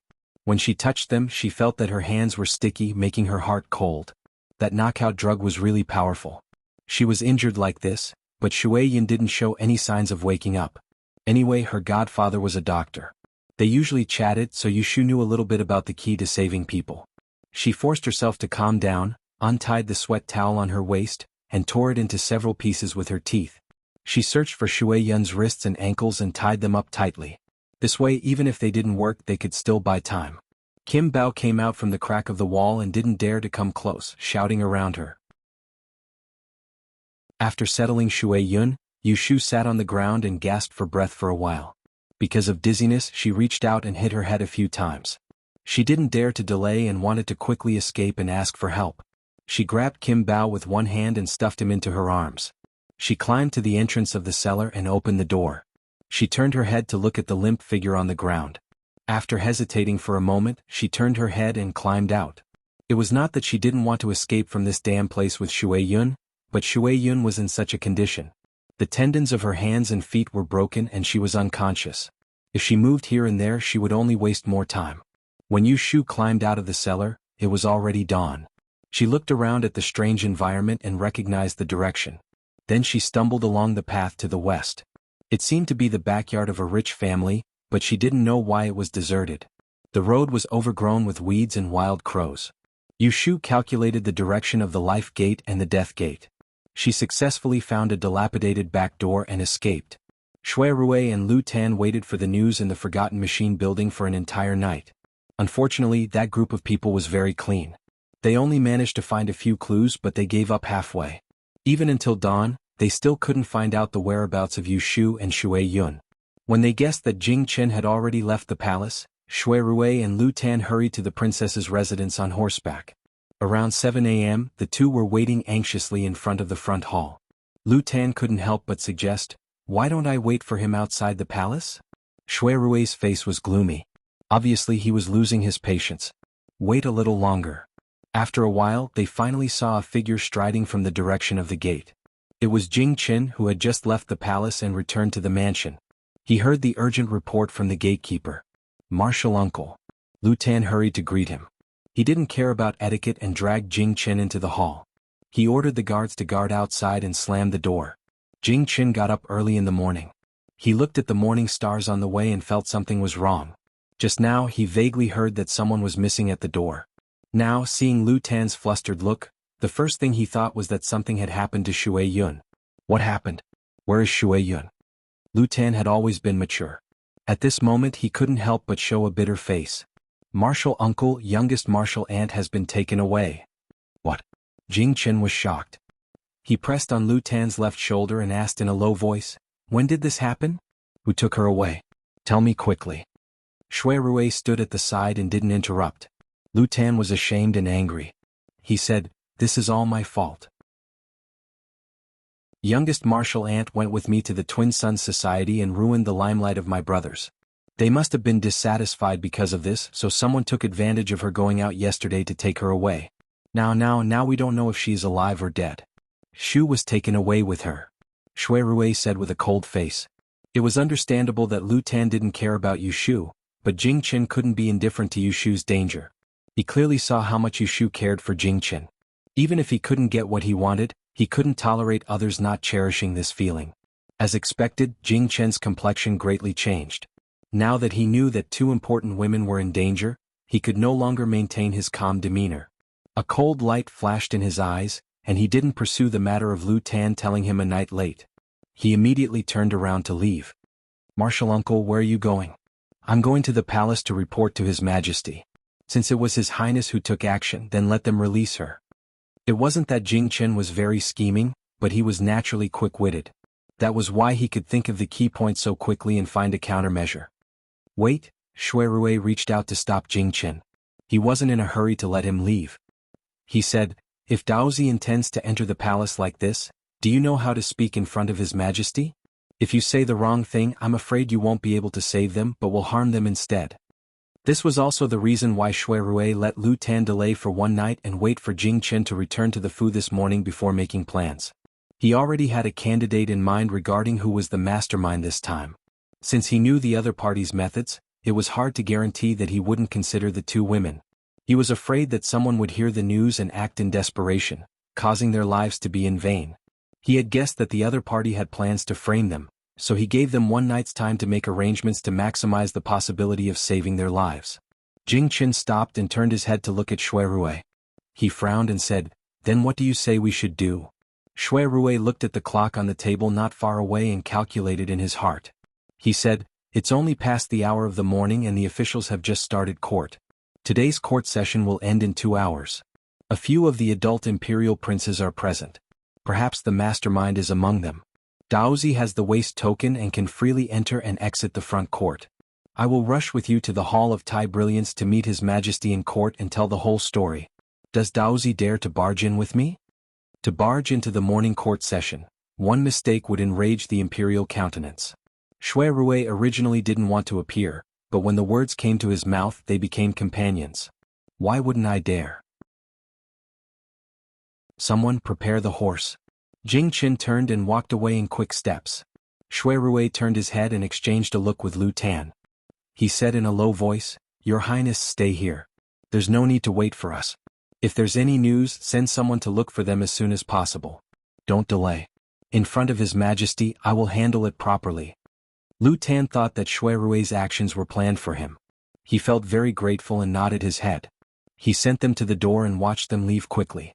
Not long after they left, on the south street in the morning mist, a thin figure was holding on to the top of the wall and hobbling towards the door of the Princess Fu.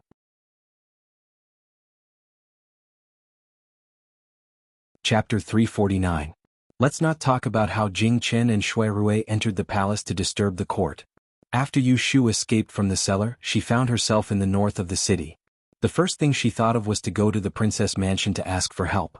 In the early morning, not even a covered carriage could be seen on the street. Her clothes were messy and her hands and feet were bloody. She had scruples and did not dare to walk on the main road. She could only rely on her 2 legs to run and stop. She found her way to the door of the princess mansion and collapsed in front of the steps. She took out the jade linglong that Jing Chen gave her a few days ago and threw it to the guard who came forward to drive her away. "Quick, take me to see your young master." Several guards outside the princess mansion looked at each other. No wonder they did not recognize Jing Chen's token. In fact, they were the people that Lu Tan transferred from the guest house. Those from the princess mansion had already been sent out to look for her. Fortunately, there was someone who understood. He picked up the jade linglong and asked the others to look after Yu Shu. Then he turned around and went inside to report to Lu Tan. Lu Tan was walking back and forth in the living room. One moment he was worried about Shui Yun's safety, the next moment he was worried about whether Shui Rui and Jing Chen's entry into the palace was smooth or not. Suddenly, he heard the guard outside reporting that a girl in a sorry state with bloodstains was lying outside the door. She was asking to see Daozi. He was shocked and immediately took the jade linglong in front of him. Seeing that it was a pass from the princess mansion, he already had an 80% guess about the girl's identity. He was about to walk out. When he crossed the threshold, he saw the same thing in the east. His eyelids twitched and his footsteps also slowed down. "Did you see the girl's appearance clearly?" Lu Tan held the jade linglong and asked the guard who came to report in a deep voice. The guard gave a rough description of Yu Shu's appearance. Lu Tan had seen Yu Shu before. Now he confirmed who it was. His expression became complicated. He looked up at the rising sun outside the wall and his eyes became deep for a moment. "Bring her here." The guard hurriedly took the order and ran out. Yu Shu only had one breakfast yesterday. First, she knocked her head heavily when she ran away with Shui Yun in the tea house. Then she was tied in a sack and bounced all the way. Then she was frozen in the cellar for a night. Her lips were blue from the cold and her body could not bear it. It was already his limit to run all the way to the princess' residence. He didn't even have the strength to say a word. He lay on the steps, coughing and panting. She allowed the 2 guards to step forward, one on the left and one on the right, to lift her up and bring her to the living room. You. Lu Tan walked quickly and tentatively called out. Yu Shu raised her head in a daze. When she saw the man's face, she thought of Shui Yun, who was still in the cellar. She felt as if her brain had been pricked by a needle. Prince, yu use you, ling yu Lu Tian ling yu, and ling yu us you, and ling yu, and you do you, where is she? She's here. I'll take you. Yu Shu didn't finish her sentence. Yu Shu's body suddenly stiffened. She felt a numbness in her shoulders and head, and then she lost consciousness. Before she fainted, she heard someone shouting in panic. Miss you, miss you. Lu Tan squatted down to support Yu Shu, who had fainted. His eyes were red from staying up all night. He glared at the 2 bodyguards who were at a loss as to what to do. Quickly go and get the doctor. Yes. While Yu Shu was unconscious, Shui Rui and Jing Chen had just entered the front court of the imperial palace with a token. Jing Chen led the way. No one stopped them until they were outside the Hall of Imperial Brilliance. They were stopped by the cold-faced imperial guards and ordered to retreat. Jing Chen ignored them and said that he wanted to see the emperor. In addition, Shui Rui deliberately raised his voice, so many of the officials in the hall heard the noise outside. After some twists and turns, the emperor summoned them into the hall. When he saw that the one leading the way was his nephew, the coldness on his face dissipated. He still looked displeased, but he allowed them to speak. Jing Chen wasn't good with words. As soon as he opened his mouth, he pointed out that one of the princes had kidnapped Shui Yun yesterday and wanted them to release her. Shui Rui added on from the side and explained everything. He included how he happened to pass by the princess's residence yesterday and saw the imperial guards looking for Shui Yun in a hurry. He didn't reveal anything. One was his nephew and the other was his nephew. The emperor believed 70 to 80% of their words. How could this be? The Yin dynasty had respected Taoism for 300 years. Mount Longhu was the holy land of Taoism. The Tai sect was flourishing. The daughter of a Jinren was kidnapped by his son under the emperor's nose. Wouldn't the imperial court lose face if it was spread out? The emperor was furious. He glared at his sons and secretly scolded them for being disappointing. They didn't want to lose their family's shame in the imperial court, but they couldn't get out of it. In order to prevent the officials from talking about it, he could only scold them and ask questions. The princes were listening to the emperor's teachings in the morning court. Suddenly they were criticized by Jing Chen in public.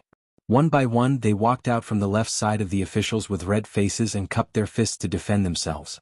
But how could this matter be explained clearly with just a few words? Jing Chen insisted that they were the ones who captured the people, and Shui Rui interjected with a few words at the right time. In the end, for some unknown reason, the emperor gave the order to send people to search the courtyards in the prince's residences. With a casual point of his finger, this task fell onto Shui Rui's head. The princes who thought they were innocent were already anxious. Which mansion didn't have some secrets? How could they just ask people to search so openly? However, the emperor's words were like gold and jade. The imperial edict had been issued. Who dared to disobey it? Even though the officials in the imperial court wanted to persuade them, they were afraid of getting into trouble. They wanted to say something but they didn't dare to do so. As a result, the unlucky princes were left in the Hall of Tai Brilliance, waiting for people to come to their courtyards. Lu Haojing was among them. Compared to his other brothers, he was much more indignant and wronged after being suspected by the emperor. However, when his gaze swept past Shui Rui and Jing Chen, a trace of coldness unconsciously flashed past his eyes. He had not expected that these two people would make a ruckus until the morning court session, and it disrupted his original plans. Fortunately, he had already made arrangements. This time, one of them had to be implicated. Shui Rui didn't expect things to go so smoothly. He came without an announcement and intruded into the morning court. He had come with the intention of getting beaten. Who knew that the emperor didn't even scold him? Instead, he said everything and went along with Jing Chen. A trace of suspicion was buried in Shui Rui's heart, but he didn't think too much about it. He glanced at his grandfather, who was standing at the head of the officials, from afar.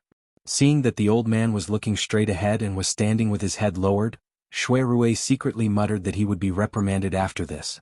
He knelt down to accept the imperial edict and pulled Jing Chen away. Shui Rui and Jing Chen's trip to the imperial palace took almost 2 hours. By the time they received the imperial edict and returned to the princess's residence, the sun had already risen. Lu Tan was anxiously waiting in the front courtyard. As soon as he saw them return, he didn't have time to ask if their trip had gone smoothly. Instead, he said with a terrible expression on his face, "Miss Yu just came back. She's unconscious, so we couldn't ask where Junior Martial Ant is being held." "Where is she now?" Shui Rui and Jing Chen asked in unison. "She's in the back wing." "The doctor is?" Jing Chen didn't wait for him to finish speaking. He stuffed the imperial edict into Lu Tan's hands and quickly ran to the back courtyard. Lu Tan held the imperial edict in his hand and lowered his head in a daze. Then he heard Shui Rui ask in a deep voice, "Your Imperial Highness, did my sworn sister get hurt?" Lu Tan came back to his senses and smiled bitterly. "She didn't get hurt. She was just too shocked and fainted from exhaustion. However, there was blood on her body. I'm afraid that it was Junior Martial Ants." When Shui Rui heard that Yushu was fine, he finally felt relieved. As for Shui Yun, he didn't have the mind to care about it. He secretly sighed in relief and looked in the direction of the back courtyard. He didn't follow Jing Chen there. Instead, he thought about something else. His expression changed and he pressed down on the imperial edict in Lu Tan's hand. In a low voice, he told him what had happened in the morning court. Lu Tan's eyebrows twitched as he listened. In the end, his voice changed in surprise. "Imperial Father ordered you to search their residence?" Shui Rui nodded. Lu Tan hesitated. "It's good if Miss Yu is awake. She can show you the way and save you the trouble of offending people. However, we don't know when she will wake up. If we delay for too long, I'm afraid that Junior Martial Ant will be in trouble." Shui Rui saw that he was in a dilemma. He frowned and opened his mouth to persuade him. However, he suddenly remembered the advice of his grandfather, Shui Lingnan, so he didn't say anything and waited for him to make a decision. Lu Tan saw that Shui Rui didn't want to answer. He hesitated for a moment, gritted his teeth and pushed the imperial edict forward. A touch of determination appeared between his eyebrows. "Thank you, cousin." Shui Rui looked at the young man in front of him who seemed to have grown a few years older overnight. In his memory, there was always a quiet and clingy child beside imperial concubine consort. His vision became blurred. He gently pursed his lips and his eyes flashed. He took the edict in his hand and said softly, "I'll arrange it. Your Highness, listen to me." Lu Tan looked at him gratefully. He didn't know why. Looking at Shui Rui's back as he left, the previous struggle and regret in his heart disappeared. Holding the imperial edict in his hand, Shui Rui led a few groups of imperial guards to search from the prince's mansion in the north of the city. They searched the mansions one by one, and in addition to the clues they already had, they finally found Shui Yun in the cellar of a deserted mansion in the evening. And this mansion was under the name of the fourth prince, Jiao Wang Lu Si. Shui Rui sent people to carefully carry Shui Yun back to the princess's mansion. He turned around and reported to the palace. After the emperor heard this, he called Lu Si to the imperial study and smashed an inkstone on his head. Half of Lu Si's face was swollen. He was panic-stricken and didn't know what to do. He knelt down and cried out that he was wronged, but he was powerless to clear his name. In a rage, the emperor stripped him of his title and demoted him to a third-class duke. He ordered him to pack up and go to the Quanzhou in the south to reflect. At this point, the princes who had stood in the Hall of Tai Brilliance for a whole day were allowed to leave the palace and return to their mansions. After Shui Rui reported his orders, he brought along 2 imperial physicians and rushed back to the princess's mansion without stopping. He followed the servants to the wing room in the backyard to treat Shui Yun. On the way there, he inquired about Shui Yun and found out that Yushu was still unconscious. Yushu and Shui Yun were arranged to live in the same courtyard.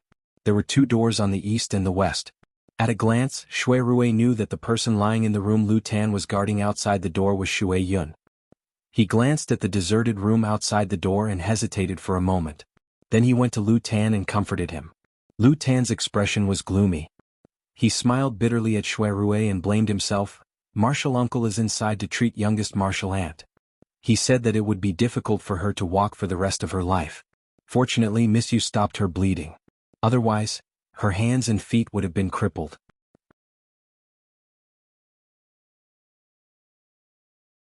Chapter 350. When the moon was in the middle of the sky, Yushu woke up. She groaned and opened her eyes to see the dim yellow gauze curtain above her head. There was an unfamiliar fragrance in the quilt on her body, which made her realize that this was not her bedroom. Cough cough.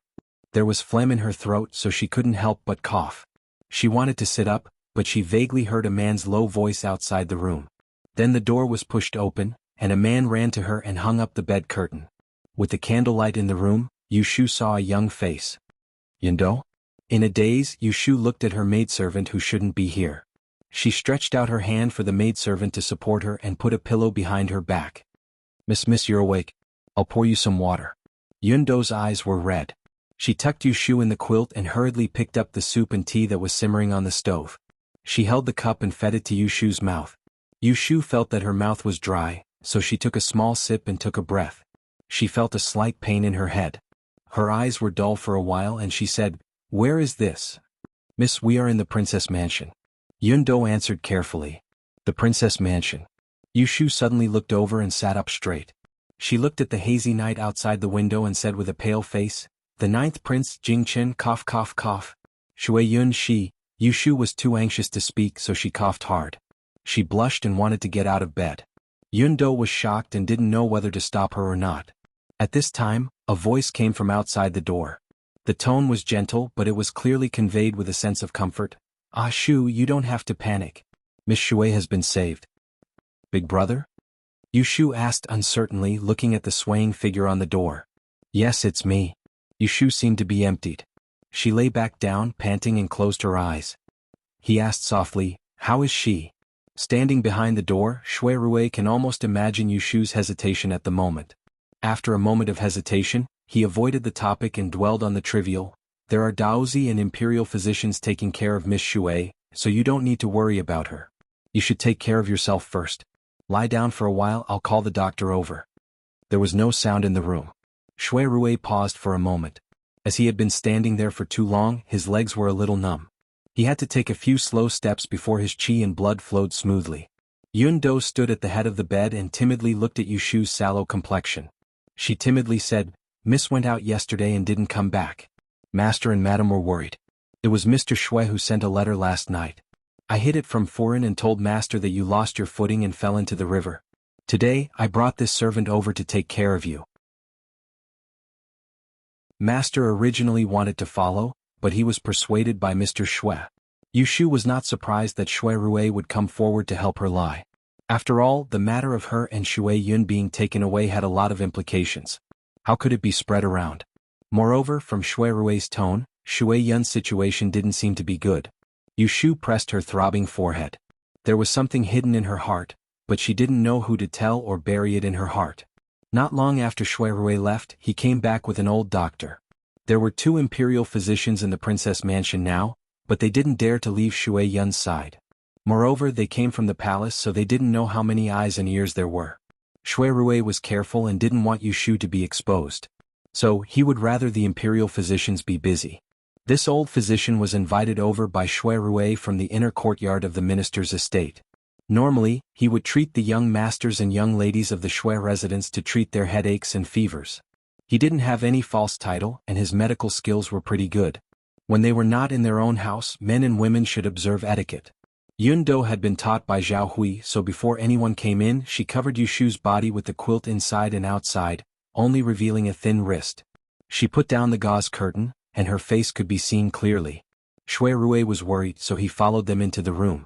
He stood by the side of the screen and waited for the old doctor to make his diagnosis. During this period of time, his gaze fell onto the corner of the bed.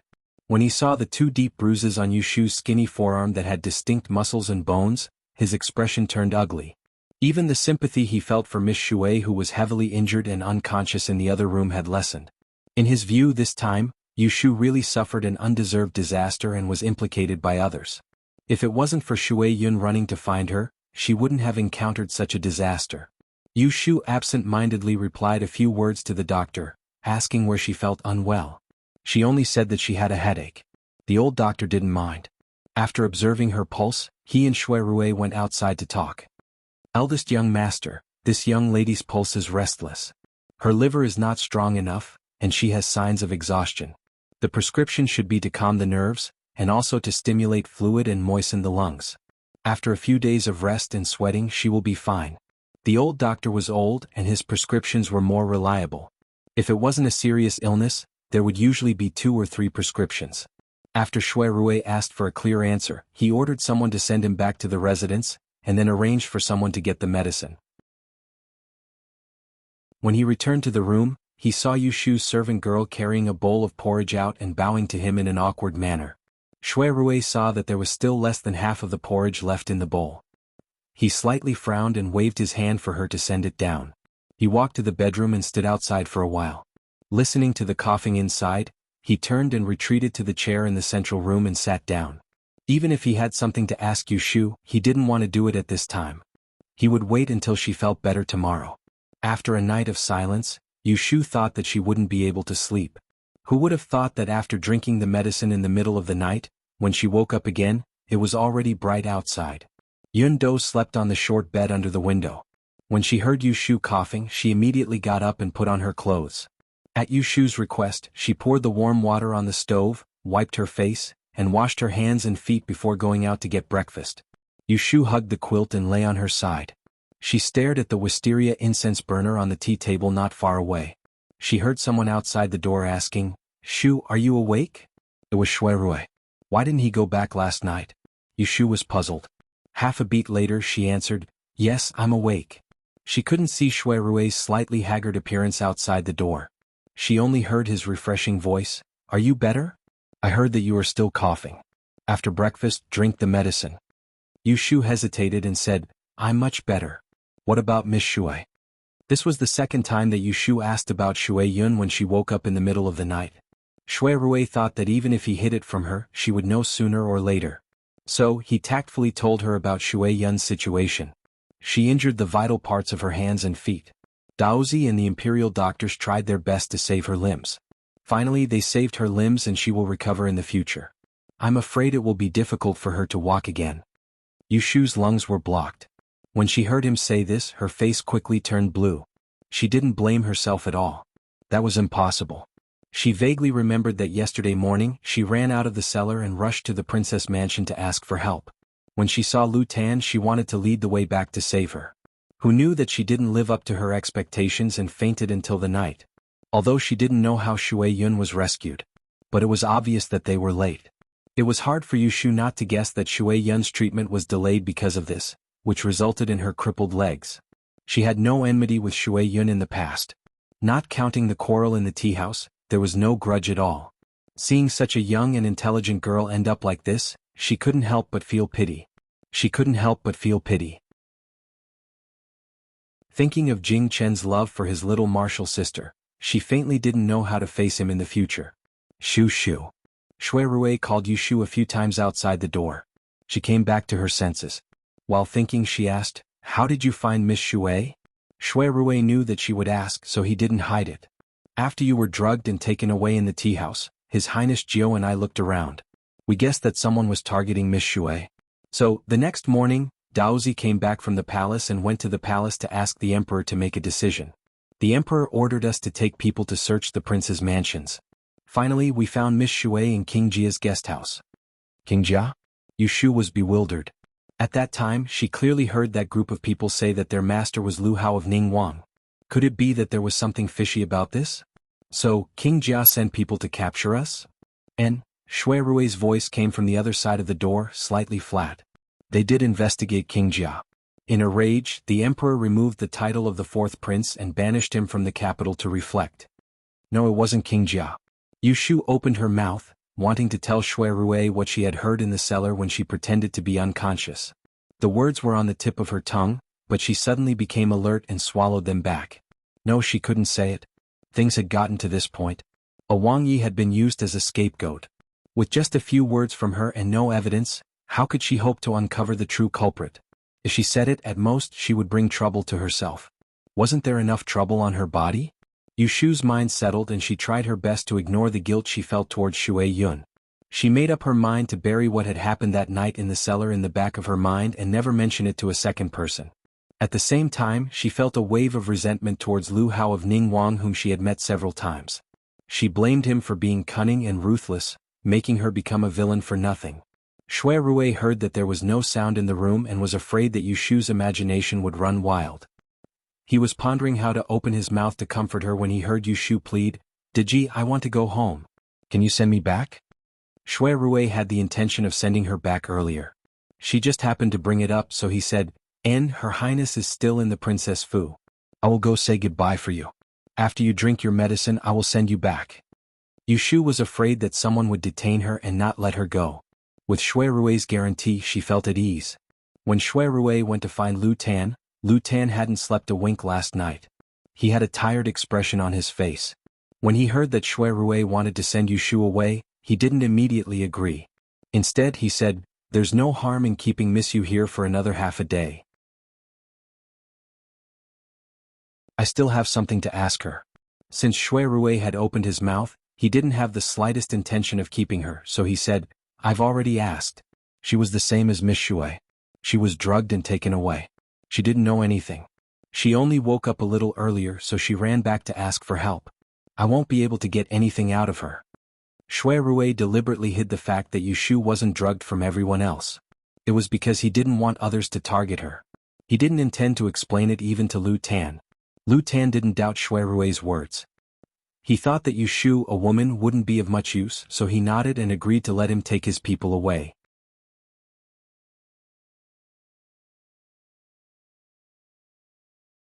Chapter 351. After Yu Shu returned home, she lay in bed for 2 days. During this period, Shui Rui and Jing Chen sent people to greet her and brought many high-quality medicinal materials, but they didn't show up in person. Zhao Hui thought that Yu Shu fell into the water, and her face turned pale with fear. He Fangji diagnosed that there was something wrong with her symptoms, but he didn't expose her.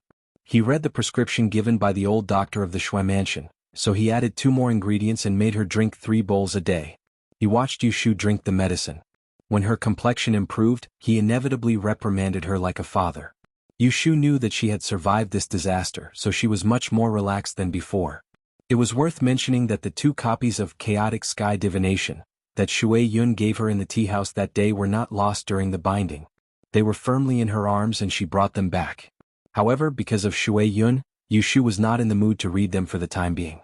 She put them in the cabinet and locked them up, waiting to see Jing Chen. Kim Bao made another contribution this time.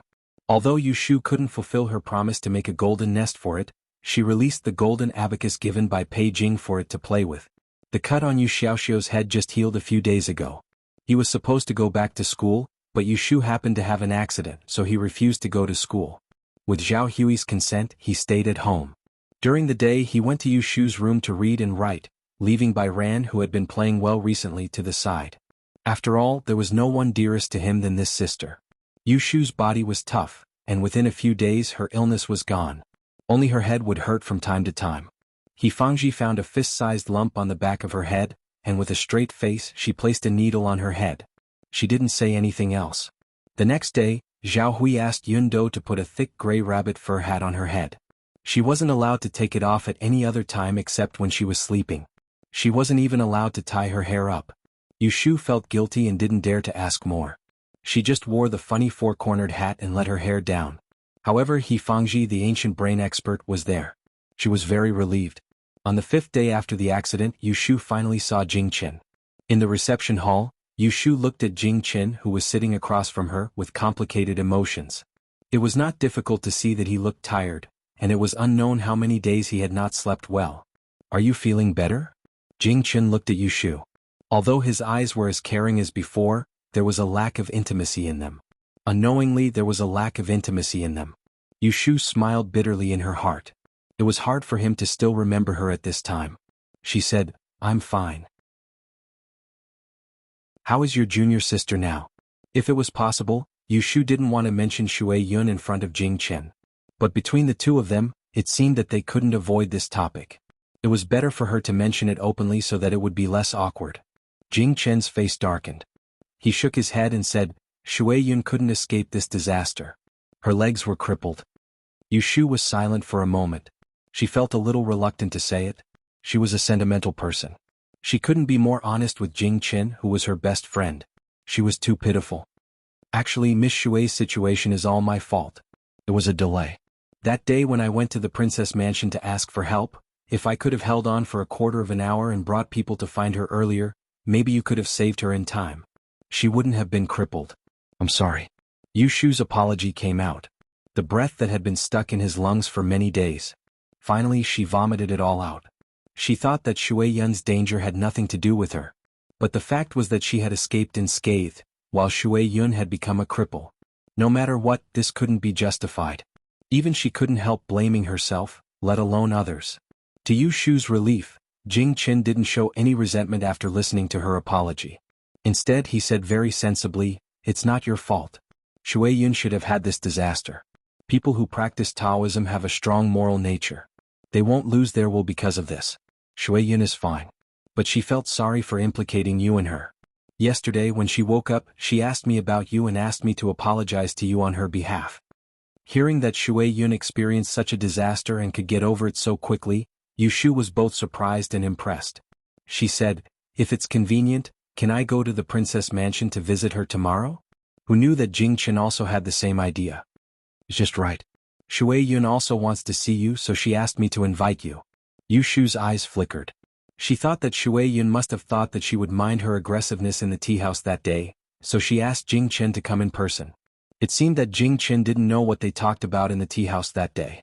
Nodding, Yu Shu also didn't intend to tell Jing Qin about the conversation that day. Instead she told him another thing. "A few days ago Miss Shui sent me the astrolabe you mentioned as well as the 2 copies of Astrolabe Divination that you copied." Jing Qin said, "You can take a look at the copy first. It's best to memorize it from the beginning. As for the astrolabe, I'll have time to teach you how to recognize it after this period of time when Shui Yun's injury gets better." "All right." Yu Shu comforted him in a gentle voice. "Miss Shui has no relatives in Anling City. You are the only senior brother she can trust. Even if she is sad and depressed, she can only talk to you. You should accompany her more these days so that you can enlighten her at any time. I'll visit her tomorrow morning. I have nothing else to do here. You can go back first." Yu Shu tactfully asked him to leave. Regardless of whether Jing Qin had anything else to say, she got up to send him off. And because Jing Qin was concerned about Shui Yun's situation, he didn't notice that Yu Shu was more or less alienated. "All right." Yu Shu sent him to the door. Then she remembered and said, "I don't need the treasures you lent me last time. You can take them back."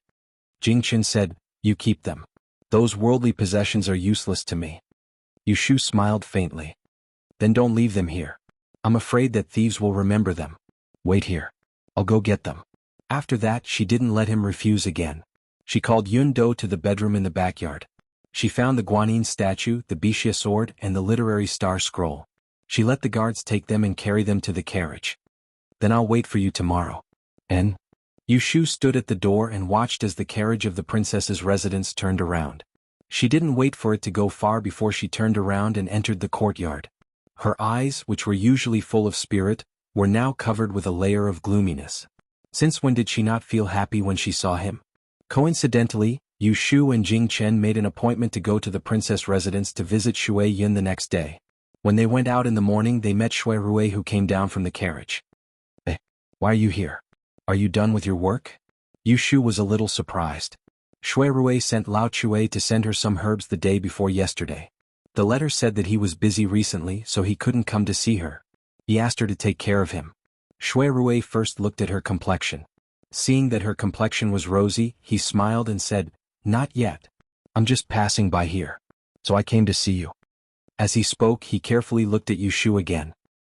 He saw that her long hair was hanging softly at the back of her head, and she was wearing a gray fur hat that covered her entire forehead.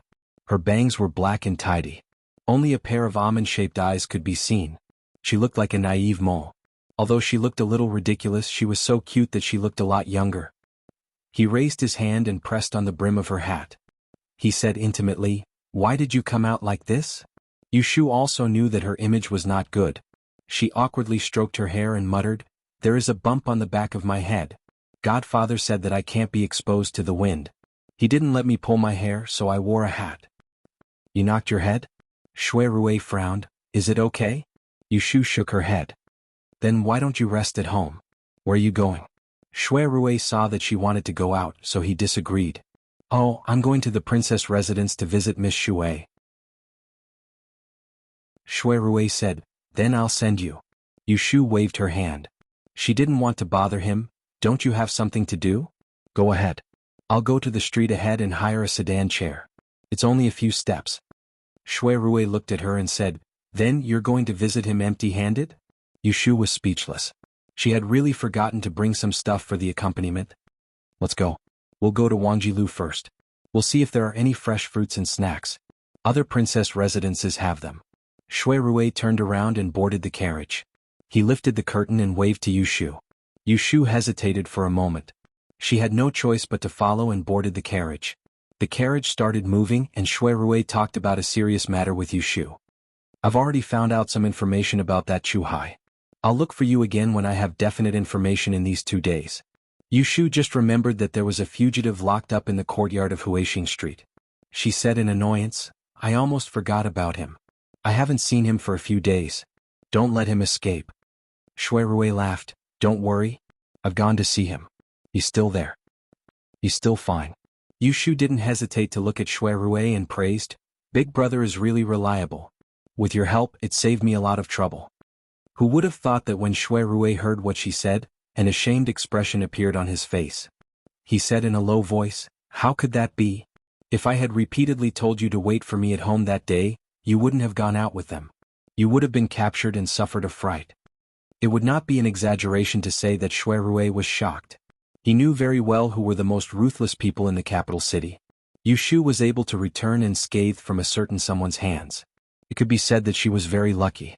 Seeing that he couldn't blame himself, Yushu hurriedly said, What does this have to do with you? Didn't I tell you earlier? I predicted that I would be in trouble on that day. In the end, I still got into trouble. I can only blame myself for being careless.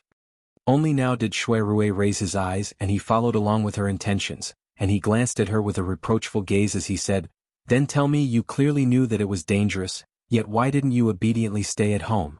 Why did you run to the tea house in the busy city with Miss Shui that day? With this sentence he finally got to the point. Yushu was speechless. She couldn't help but dodge his eyes. She stammered, It's a girl's private matter. It's not convenient to tell you. Shui Rui secretly narrowed his eyes and cooperated, It's fine if it's not convenient to say. But you must be careful next time. Don't make me anxious again. Yushu pretended to smile and said, Okay. When he saw Yushu's reaction, the bewilderment in Shui Rui's heart grew even greater. His intuition told him that Shui Yun surely had something important to tell Yushu when she went to look for her that day, and it was related to Jing Chen. Otherwise, how could she have coaxed Yushu out of her nest?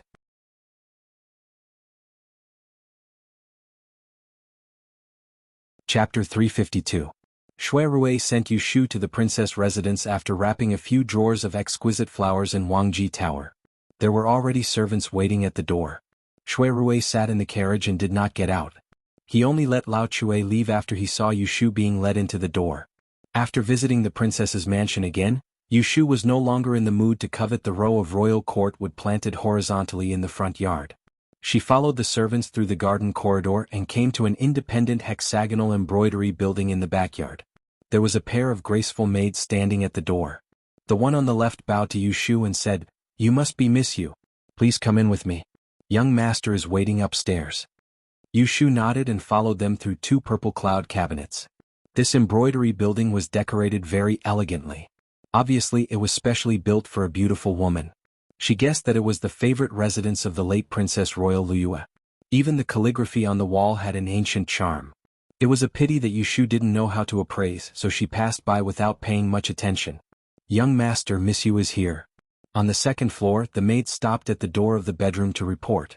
Hearing the response from inside, she rolled up the curtain and invited Yushu to come in. When Yushu came in, Jing Chen had just fed Shui Yin medicine. He turned around with a porcelain bowl in his hand, revealing a pale girl lying on the bed. Her red and swollen eyelids were slightly closed, and she seemed to be asleep. Yushu stood at the door and hesitated. She was afraid of waking up Shui Yun. Come in, she is not asleep. Jing Chen saw Yushu and signaled her to come in. Okay. In the end, Yushu still walked in and stopped 4 or 5 steps away from the foot of the bed. As soon as she stopped, Shui Yun opened her eyelids without warning and met Yushu's eyes. She blinked and revealed a weak smile. You're here. Yushu felt strange seeing her like this. Yesterday, she heard from Jing Chen that Shui Yun was not worried. She thought that this little girl was pretending to be strong. Now that he saw her, she didn't seem to be complaining at all. In her previous life she took care of Yu Lei, whose legs were paralyzed. She had seen her younger brother's depressed and suicidal side. How could she be like Shui Yun, who calmed down in just a few days? Senior Marshal Brother. I'm in better spirits today. It's rare for Miss Yu to visit me, so I want to talk to her. You've been busy since morning and haven't had breakfast yet. You should go now. Shui Yun gently sent Jing Qin away. Yu Shu understood that she had something to say to her in private, so she said to Jing Qin, I will accompany you here. You should go and eat something. Jing Qin nodded at Yu Shu and took the bowl of medicine downstairs. Now there were only Yu Shu and Shui Yun in the large bedroom. The door was separated by a screen, so the maidservants guarding outside the door couldn't hear their conversation unless they pressed their ears against the door. However, the servants of the princess's residence were all carefully selected from the imperial palace, so they wouldn't be so unruly.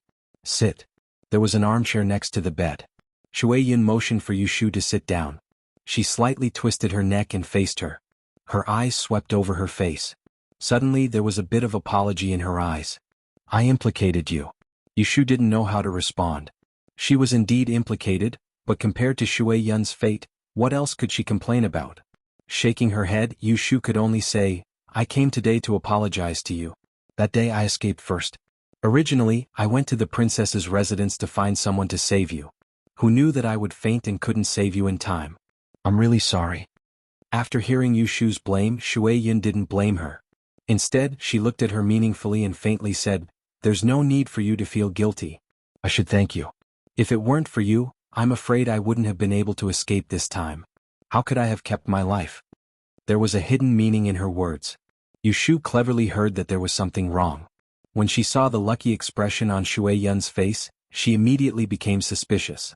Does Miss Yu know that it's a tribulation? Shui Yun asked inexplicably. Without waiting for Yu Shu to speak, she muttered to herself, the so-called tribulation is a great disaster. The so-called number is a fixed number. It means that it's hard to escape a great disaster. It's not easy for us Taoist disciples to cultivate. We know that there are 3 great tribulations in one's life. One is death, one is wealth, and one is sex.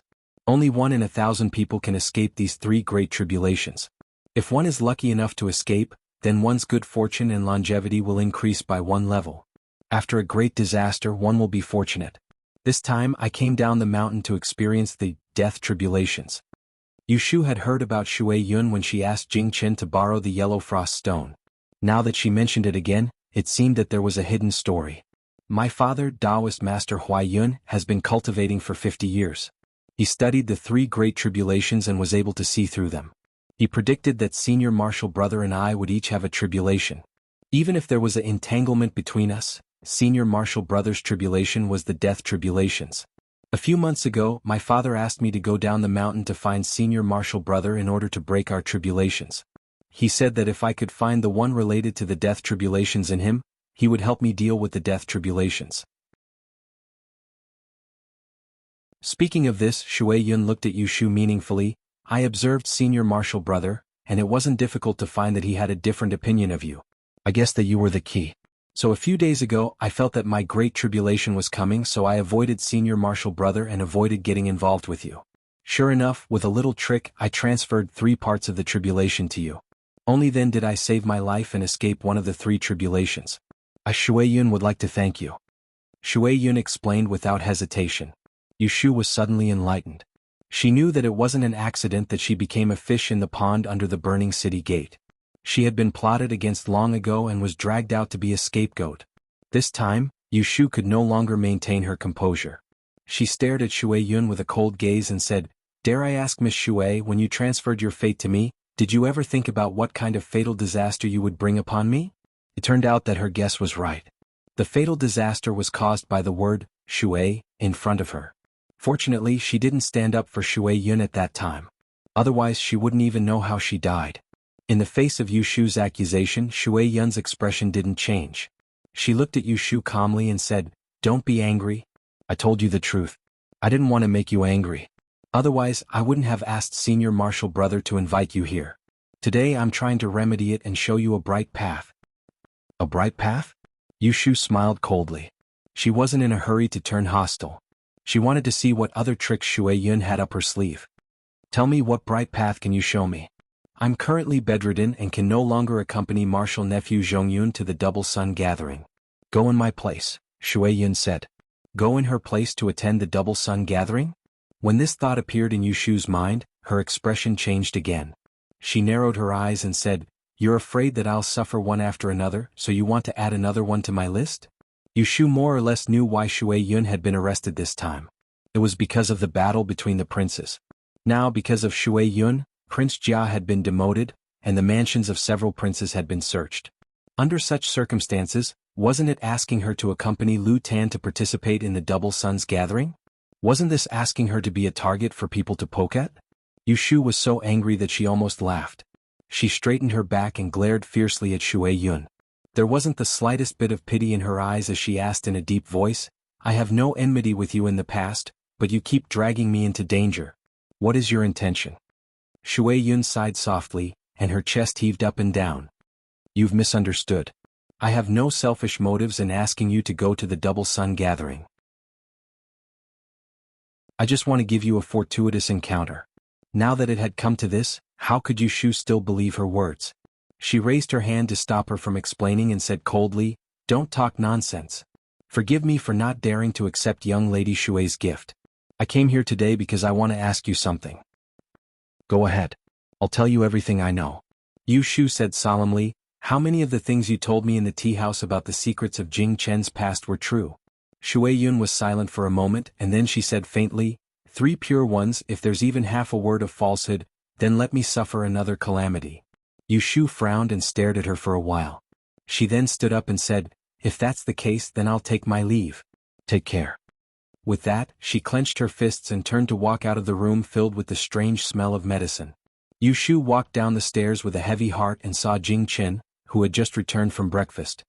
Xiaoyu, are you leaving just like that? Yushu looked at the completely ignorant Jing Chen. She really wanted to tell him the truth about Shui Yun's scheme to deal with her tribulation, but what could she do even if she told him? Jing Chen couldn't drag her crippled junior sister out of bed to vent her anger on her behalf, right? She could see that the reason why Shui Yun dared to tell her the truth so openly was because she had no fear. She was sure that she would not say anything in front of Jing Chen, because it would be useless even if she said anything. Okay, I'm leaving. Then I'll see you off. Yushu suddenly felt tired. She hastily said a few words to Jing Chen and thanked him for seeing her off. She then left alone. Jing Chen went up to the second floor and returned to Shui Yun's side. He poured a cup of tea and fed it to her before asking, What did you and Xiaoyu talk about just now? She seemed to be in a hurry.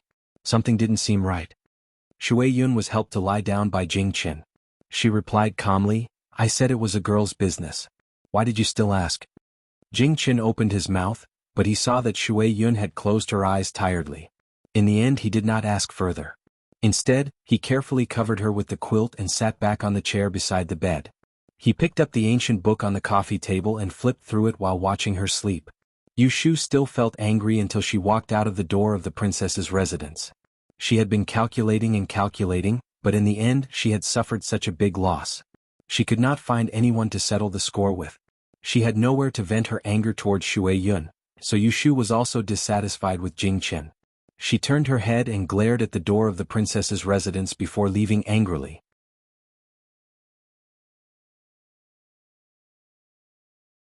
Chapter 353. When Yushu returned home from the princess residence, the first thing she did was to take out the 2 copies of Chaotic Sky Divination from the cabinet and read them while sitting in the light. With the Greater One Dao's unique technique in her hands, Yushu previously had an awkward thought of taking advantage of others, but after seeing Shui Yun today she finally felt that she had no qualms about it. Celestial Divination was written by Taoist Master Huai Xian of Mount Longhu. This Taoist priest, who was well-read and knowledgeable about the past and present, was very organized when it came to writing. The first introduction systematically covered the content and thoughts of the entire work, and emphasized on his greatest understanding of the art of stargazing, heaven's perception. Taoist Master Huai Xian believed that the heavenly Tao and the Tao of humanity were interlinked. They complemented each other and could sense each other. Heaven could interfere with human affairs, but humans could also sense the heavenly Tao. Yushu sat in front of the table for the whole afternoon and roughly skimmed through all the chapters and quotations. It was not difficult to find that the study of this strange technique could be divided into 4 stages. First, she had to learn to recognize the constellation palaces, then she had to understand the universal astrolabe in detail, then she had to use the astrolabe to draw, and finally she had to think of all kinds of ingenious ideas. When it came to astrology, Yu Shu had been enlightened by Taoist Qing Zheng in Yang City. It was not a problem for her to identify star palaces, but most of it was due to her ingenuity. She could not deduce too much information from the astrology. Therefore, in the face of the magnificent astral art, Yu Shu regarded herself as a beginner who had just started, and her attitude was quite positive. Since Yu Shu knew that it would be difficult to accomplish in one go, she planned to find time every day to memorize the contents of the handwritten notes. The next day was the 19th of February. The results of the third subject of the Dian were released, which was the subject of astrology. Yu Shu did not refer to it, but she got up early in the morning to wait for the results to be released at the entrance of the Department of Taiching. She wanted to know how the Celestial Commissioner would make up for this mistake. However, what was unexpected was that the Celestial Commissioner actually posted a clean white list. In other words, there was no one who could pass the astrology exam this year. Such a notice was posted. The area in front of the Taiching department was immediately thrown into chaos. Disputes arose one after another, and the topic of the exam was leaked. The news spread like wildfire. Seeing this scene, Yu Shu thought to herself that the Celestial Commissioner was decisive. She did not try to cover up and did not lose her magnanimity.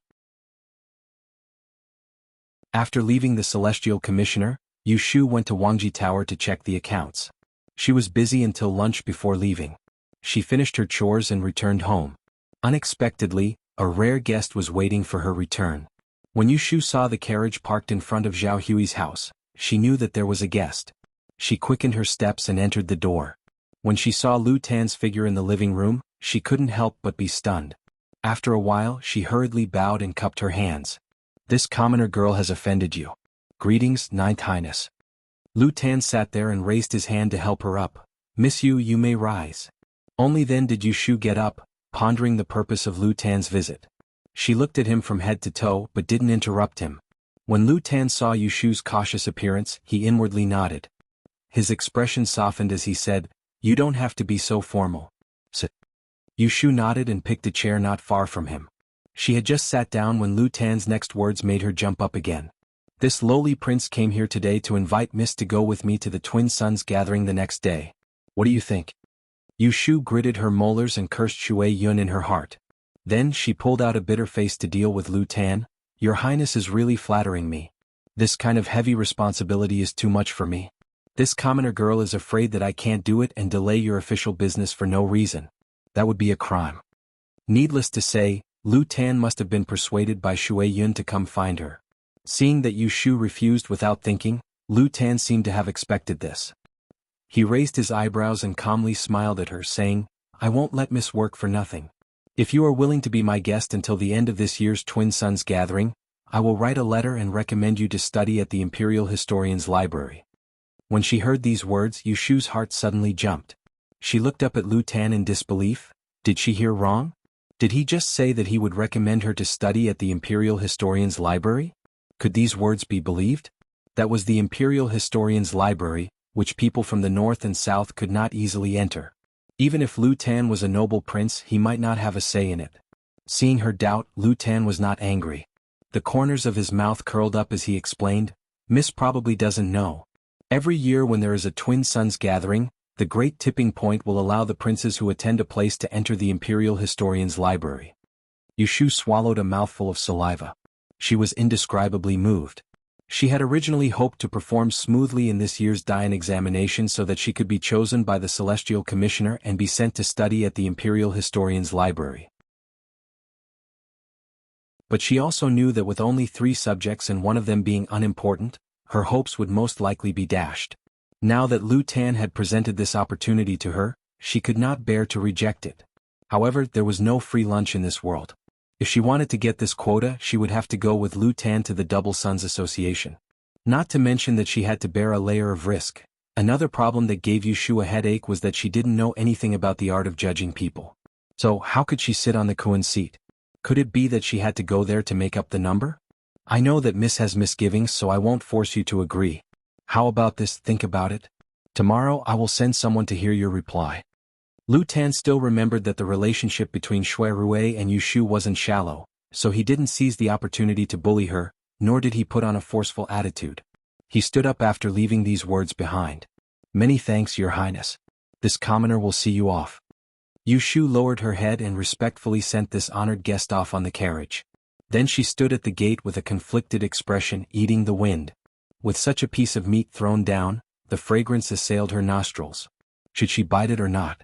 Under this sort of difficult situation, Yu Shu quickly thought of Shui Rui, and she said in her heart, "I can only discuss this matter with him before making a decision." Well, she still had to make a trip to Wangji Tower. "Are you saying that the 9th prince went to find you and asked you to go with him to the Twin Sons Association, and he will give you a place to enter Taisha Library?" In the evening, in the backyard of Wangji Tower, Shui Rui, who had just entered the door and had not had time to change out of his official robes, asked Yu Shu with a frown as he washed his hands. Yu Shu followed behind Shui Rui and attentively folded a dry handkerchief and handed it to him. She nodded and said, "That's what he said. Big brother, do you think I should agree?" Shui Rui wiped the water droplets on his hands and silently walked to the tea table to sit down. Under the candlelight, the expression in his eyes was unclear. Yu Shu waited for a while before she heard him say, "I originally intended to ask him for this place." Yu Shu stupidly answered, "Why do you want this place to enter Taisha Library?" Shui Rui angrily glanced at her. "Of course it's for you." After saying that, he did not say anything again. Yu Shu laughed dryly and looked at him eagerly, waiting for him to help her make a decision. "Forget it. Since he asked first, I can't let him give it to me for free. It wouldn't be good for me to let him give it to me for free again." "You should agree to this matter," Shui Rui said. "But I don't know physiognomy and can't help him much. I'm afraid." Yu Shu looked at Shui Rui hesitantly. Shui Rui understood what she meant. He looked at her angrily and smiled, saying, "How can I let you suffer a loss?"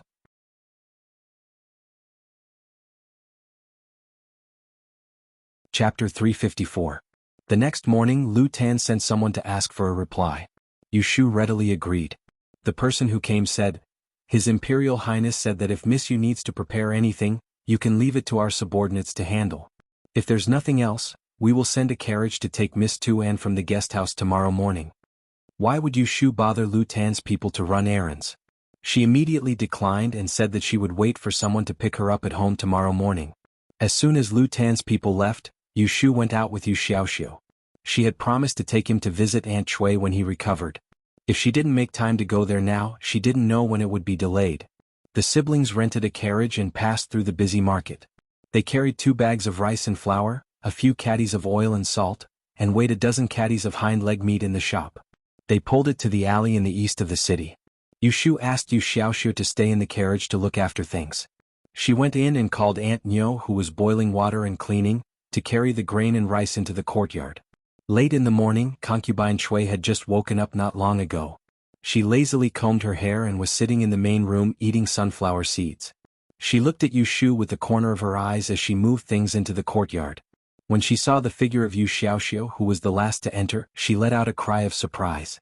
She waved the sunflower seed shells on her knees and ran up to her son in small steps. She hugged her son tightly and cried out sweetly, forcing out a few tears. "You bastard, you separated our son. I thought I would never see you again. My son, you are so thin. Do you want me to die?" The bastard. Yu Shu rolled her eyes and put down the oil pot in her hand. She walked over and fished out Yu Xiaoxiu, who was almost suffocated by Aunt Chui. "Mother, please don't cry. Isn't little brother alive and kicking right now?" Aunt Chui glared at her angrily and pulled Yu Xiaoxiu's hand into the house. Yu Xiaoxiu looked at Yu Shu helplessly. When he saw his sister waving her hand, he let Aunt Chui take him away. Mistress Chui pulled Yu Xiaoxiu into the room and closed the door. She muttered something to herself, but Yu Shu didn't want to listen. She went to the kitchen to take a look. Seeing that all the pots, bowls, ladles and bowls were present, it seemed like they cooked every day at home. She went out and called for her maid Xiang Sui to a corner to question her. "I haven't been here for a while. How does my mother spend her days?" Xiang Sui understood that both of them now had to rely on Yu Shu, so she was very honest in front of Yu Shu. "Inyang sleeps until the morning every day. After breakfast she lies in the room and talks. In the afternoon she talks with the aunties in the neighborhood at the door. There is no other work, so she goes to bed early after dinner." "Oh yes, the day before yesterday Inyang took me out. We went around the city and said, Inyang didn't let me tell you. Yu Shu raised her eyebrows and gave her courage. Don't worry, it will be fine. Xiang Sui stammered. From Minyang's tone, it seems that she wants to find her former master in the capital. Master? Yu Shu was puzzled and suddenly remembered Aunt Chui's background. Aunt Lu, who lived in a large courtyard, once mentioned to her that her mother used to be a maid in a rich family. Her and Xiaoxiu's father was a scholar. When he came to the capital to take the imperial examination, he stayed in a rich family's residence. After a few visits he got together with Aunt Chui. In the end, the scholar failed the imperial examination, so Aunt Chui was released by her master. She said that she was married to Yu Shu's father and was brought back to the south to start a family. Unfortunately, Yu Shu's father was short-lived. Not long after Yu Xiaoxiu was born, he died in an accident. Later, there was a story about Aunt Chui being chosen by the third master of the Ji family because of her beauty. Thinking of this, Yu Shu changed the topic. Presumably, Aunt Chui had been living too peacefully recently, so she wanted to find her former master. Okay, I know. In the future, if she wants to go out, just follow her. Don't stop her. Tell me later. Yu Shu was not interested in asking about Aunt Chui's former master. This woman was not knowledgeable and couldn't do anything. Moreover, so many years had passed. Maybe they had already moved away. It was uncertain whether they could find the door. Yu Shu and Yu Xiaoxiu stayed at Aunt Chui's place for lunch and dinner. From beginning to end, Aunt Chui's eyes never left Yu Xiaoxiu, as if he was her hope for the future. After dinner, Aunt Chui wanted to force Yu Xiaoxiu to stay with her. However, Yu Shu dismissed her by saying that she had to go to school tomorrow. She dragged Yu Xiaoxiu away and promised to visit her at the end of the month. Seeing that Aunt Chui was living a good life, Yu Xiaoxiu was finally relieved. After all, she was his biological mother. No matter how careless she was still his flesh and blood. On the 21st of February, the heavenly fire rushed to the bull. Good luck was in the east. It was suitable to go out and live in peace. Last night, Yu Shu calculated the almanac. Today was good and there were no big ups and downs. So, she got up early to feed the horse and cleaned up. With He Fangji's permission, she took off her hat and put on a new dress. She brought some common tools and went to the front door to wait for Lu Tan to send someone to pick her up. The carriage arrived at the door of the house on time. It was the same two guards who came to receive her yesterday. They politely invited Yu Shu to get on the carriage. She didn't see Lu Tan in the carriage. Yu Shu asked the guards and found out that they were going to take her to the guest house where Lu Tan was staying. Then they would go to the Chunlan River together in a sedan chair. Yu Shu didn't have any objections to this. She knew that she couldn't compare to Shui Yun in terms of status. Shui Yun could make an imperial prince send and receive her all day long. She wouldn't dare. When Lu Tan saw Yu Shu, he didn't waste time talking to her. One bowed with his hands in front and the other dispensed with the formalities. He introduced Mr. Heelan to the Qianxi.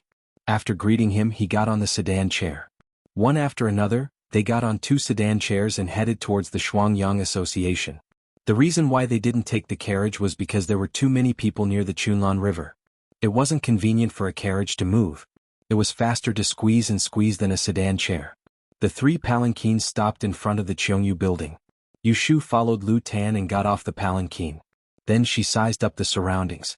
She saw that there were many bodyguards standing guard nearby. They had surrounded the building in a circle. She then raised her head to look at the seats upstairs. Many people had already arrived.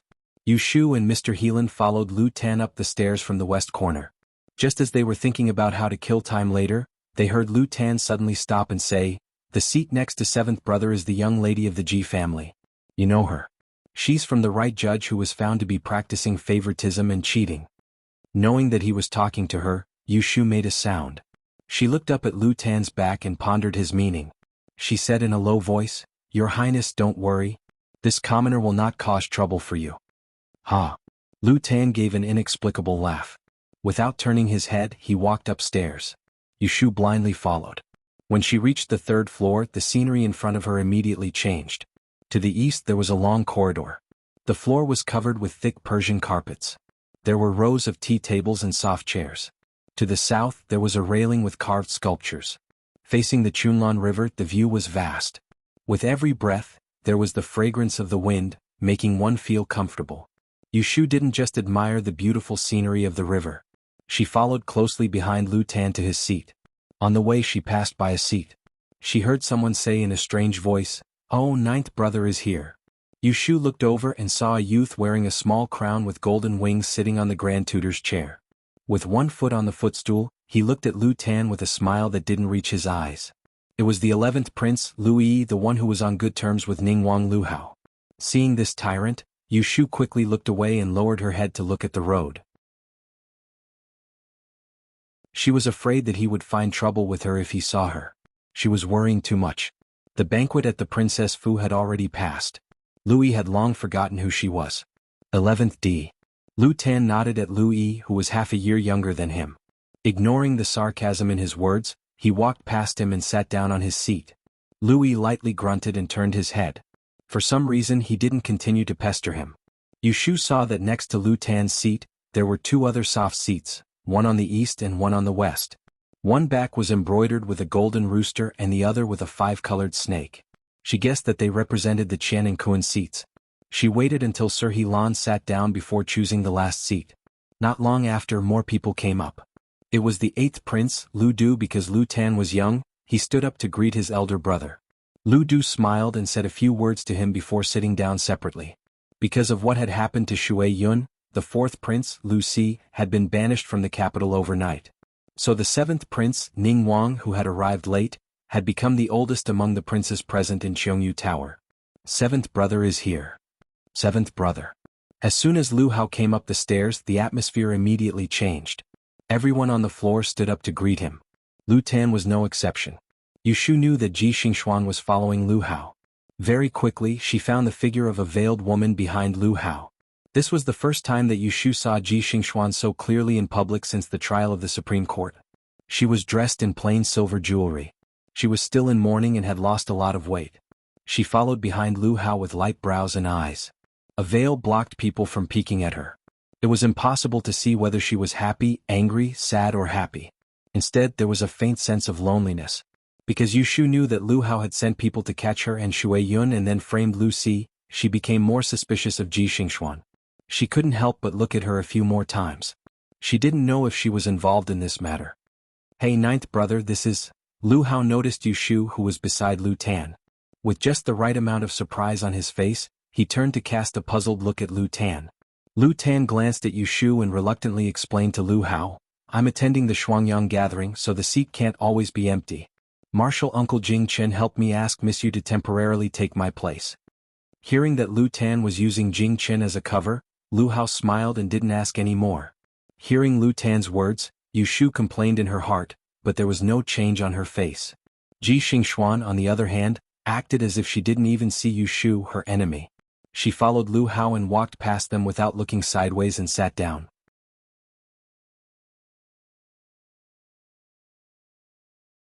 Chapter 355. When all the spectators in Cheongyu restaurant had arrived, the drums on the banks of the Spring Wave River began to beat, calling all the heroes who had come to attend the meeting to the side of the arena. Today was a literary contest.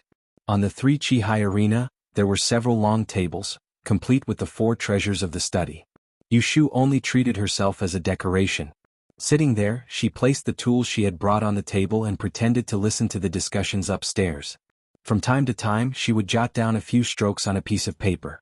It looked like she was divining something, but in fact she was just scribbling. Lu Tan did not care about what she was doing. He turned to the side and whispered to Mr. Helan. Occasionally he would glance at the situation on the arena. When he saw something that caught his eye, he would make a hand signal to somewhere downstairs. Spies would then run to investigate. On the tea table there were some flour cakes and wine. Yushu ate and looked around. She was quite at ease. Just like that she spent the entire morning.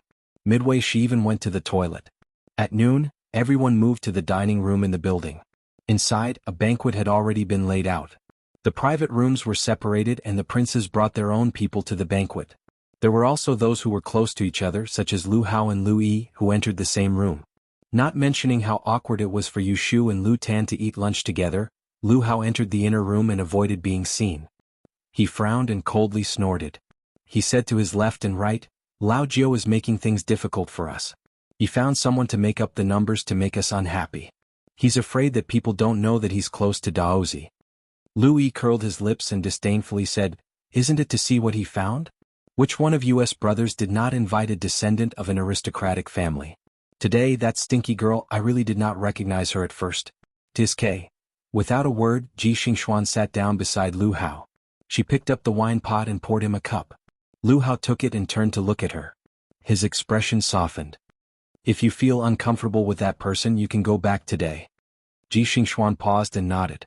Hiding the flash of hatred in his eyes, he hugged the wine pot and bowed his head. Many thanks for your understanding, but I can't hide forever. Xingxuan still has this much patience. Lu Hao sighed and looked at her lovingly. He said indulgently, up to you.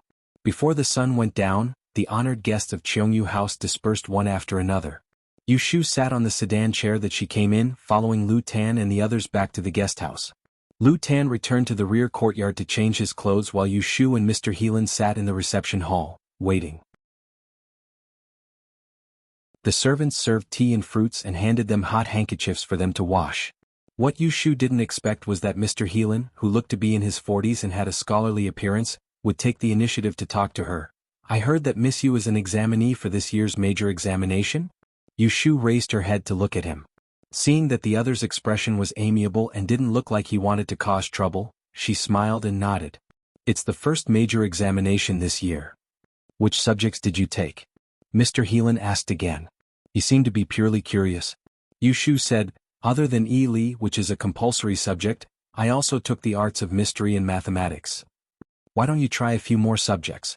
Yu Shu shook her head. I know that I'm not a genius. How can I study everything? It's better to only choose subjects that I'm confident in. Mr. Heelan looked at her approvingly and said, I think that Miss Yu is a down-to-earth person, which is good. Young people shouldn't bite off more than they can chew. I've seen many young people try to eat their fill the first time they take the major examination, but in the end, none of them got what they wanted. Who would have thought that the major examination isn't a place to test one's luck? Then he changed the topic and asked Yu Shu, I don't know about the arts of mystery and mathematics. Which subject is Miss more confident that you can enter the rankings? Yu Shu was asked directly.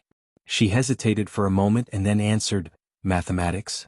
Hearing this, a trace of disappointment flashed across Mr. Heelan's face, but he quickly concealed it. It wasn't seen by Yu Shu.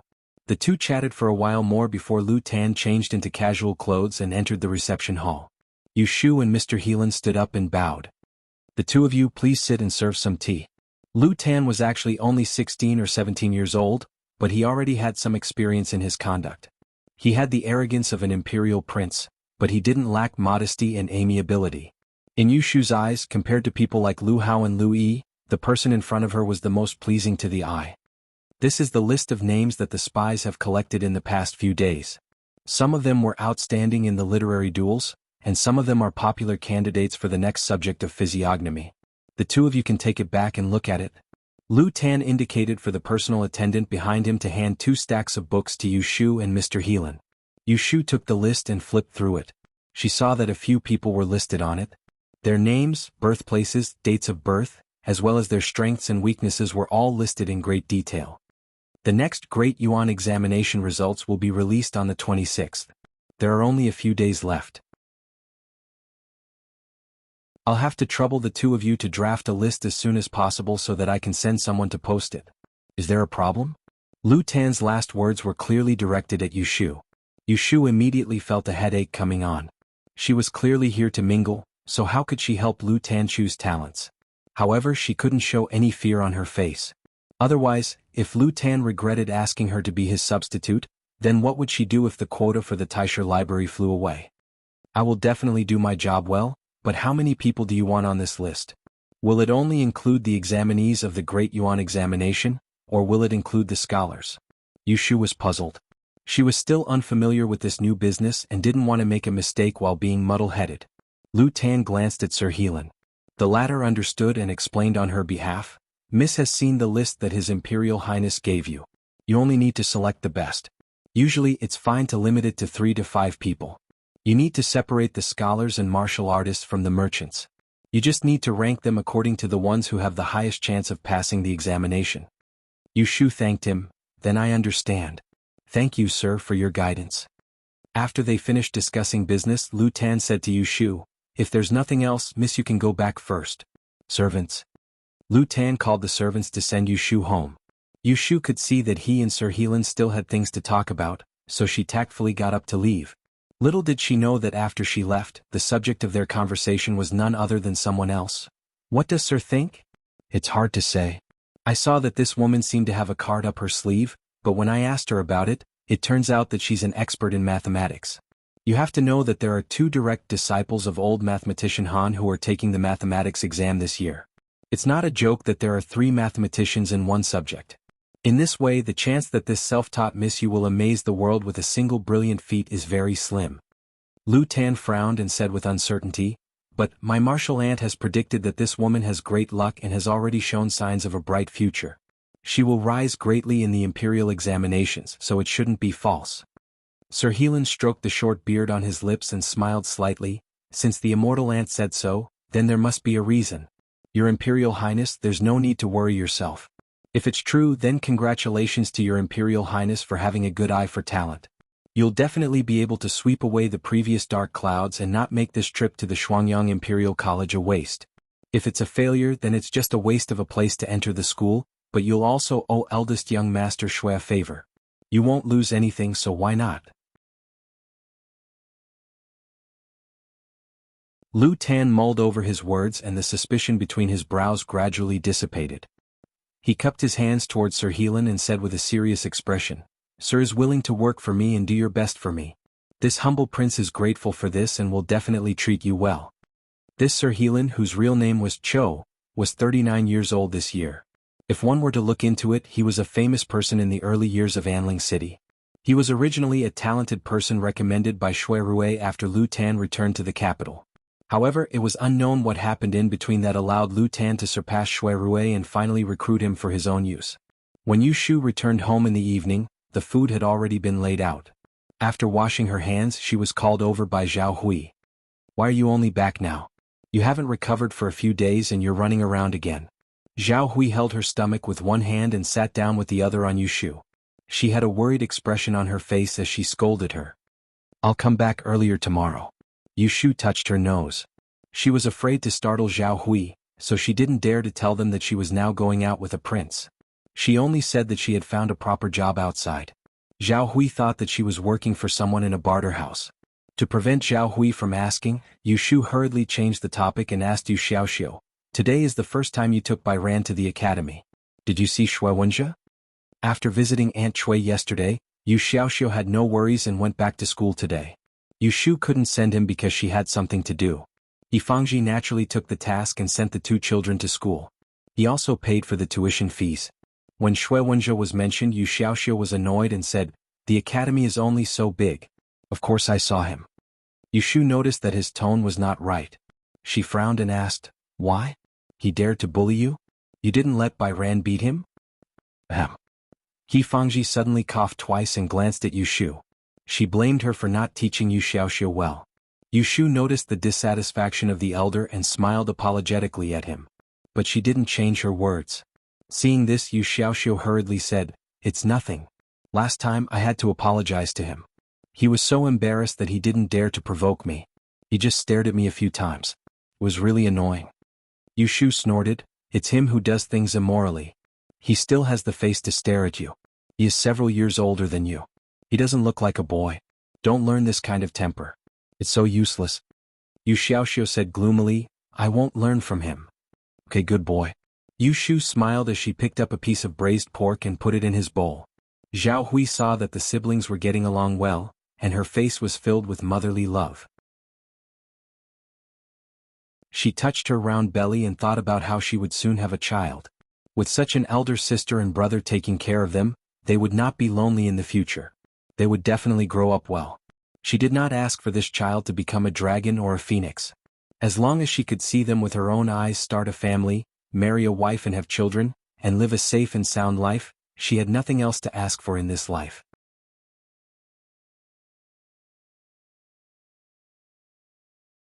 Chapter 356. One update. At night, Yu Shu lit up the candlestick on the desk and took out the list of candidates given by Lu Tan. She studied it while thinking about countermeasures. Lu Tan's intention was for her to select the best and rank these people in first, second, and third place. However, she didn't know how to judge people at all, so how could she judge whether these people's future was good or bad, let alone speculate which one of them was likely to enter the honor roll? Helpless, Yushu stared at the list for half an hour. Finally, she had a brainwave and came up with a compromise. Since she couldn't see their future, she would have to see if their luck was good or bad. The next list would be released on February 26th. She would calculate the misfortune of all the people on the list on that day using her time of misfortune law. She would eliminate the candidates who would have minor disasters on that day, and the rest would naturally be those who had good luck. Although this couldn't be accurate, a person's luck and future were closely related. This method of eliminating the bad and keeping the good was much more reliable than her randomly choosing. Yushu takes out a large piece of white paper and prepares an abacus. She compares the birth date and the 8 characters on the register. Because she only needs to calculate a specific day, the progress is very fast. She can determine a person's time of misfortune in a short time. There are more than 30 people on the register. Yushu originally wanted to wait for a while and solve it in one go. However, halfway through the calculation, there is an unexpected problem. She had calculated a total of 6 people's horoscopes, and the result actually predicted that misfortune would happen to all 6 people on the day the results were released. What was even stranger was that the calamity of these 6 people all showed the same value. It was a value that Yushu had never seen before. She could not find any corresponding calamity from the values that she had recorded before. In other words, on the day the results were released, all 6 of them would suffer the same kind of misfortune. This kind of event with such a low probability did not make sense. Yushu didn't believe it. She looked through the name list given by Lu Tan with a strange expression. At first, she thought there was a problem with the 8 characters of these 6 people, so she reversed the order on the name list. Starting from the last person on the name list, she calculated the 8 characters of 2 people. This time it was back to normal. In the end, it indicated that on the day the results were released, the 2 of them did not suffer from any illnesses or disasters. This time Yushu was even more confused. She frowned as she looked at the 8 people whose time of misfortune had been calculated.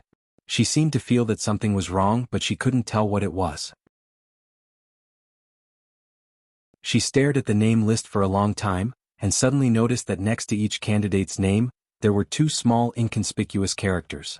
The first 6 people that she calculated had the word Dian, and the next 2 people that she calculated had the word Imperial Examination. Yushu was stunned. It was as if a string in her brain had snapped, and her eyes lit up.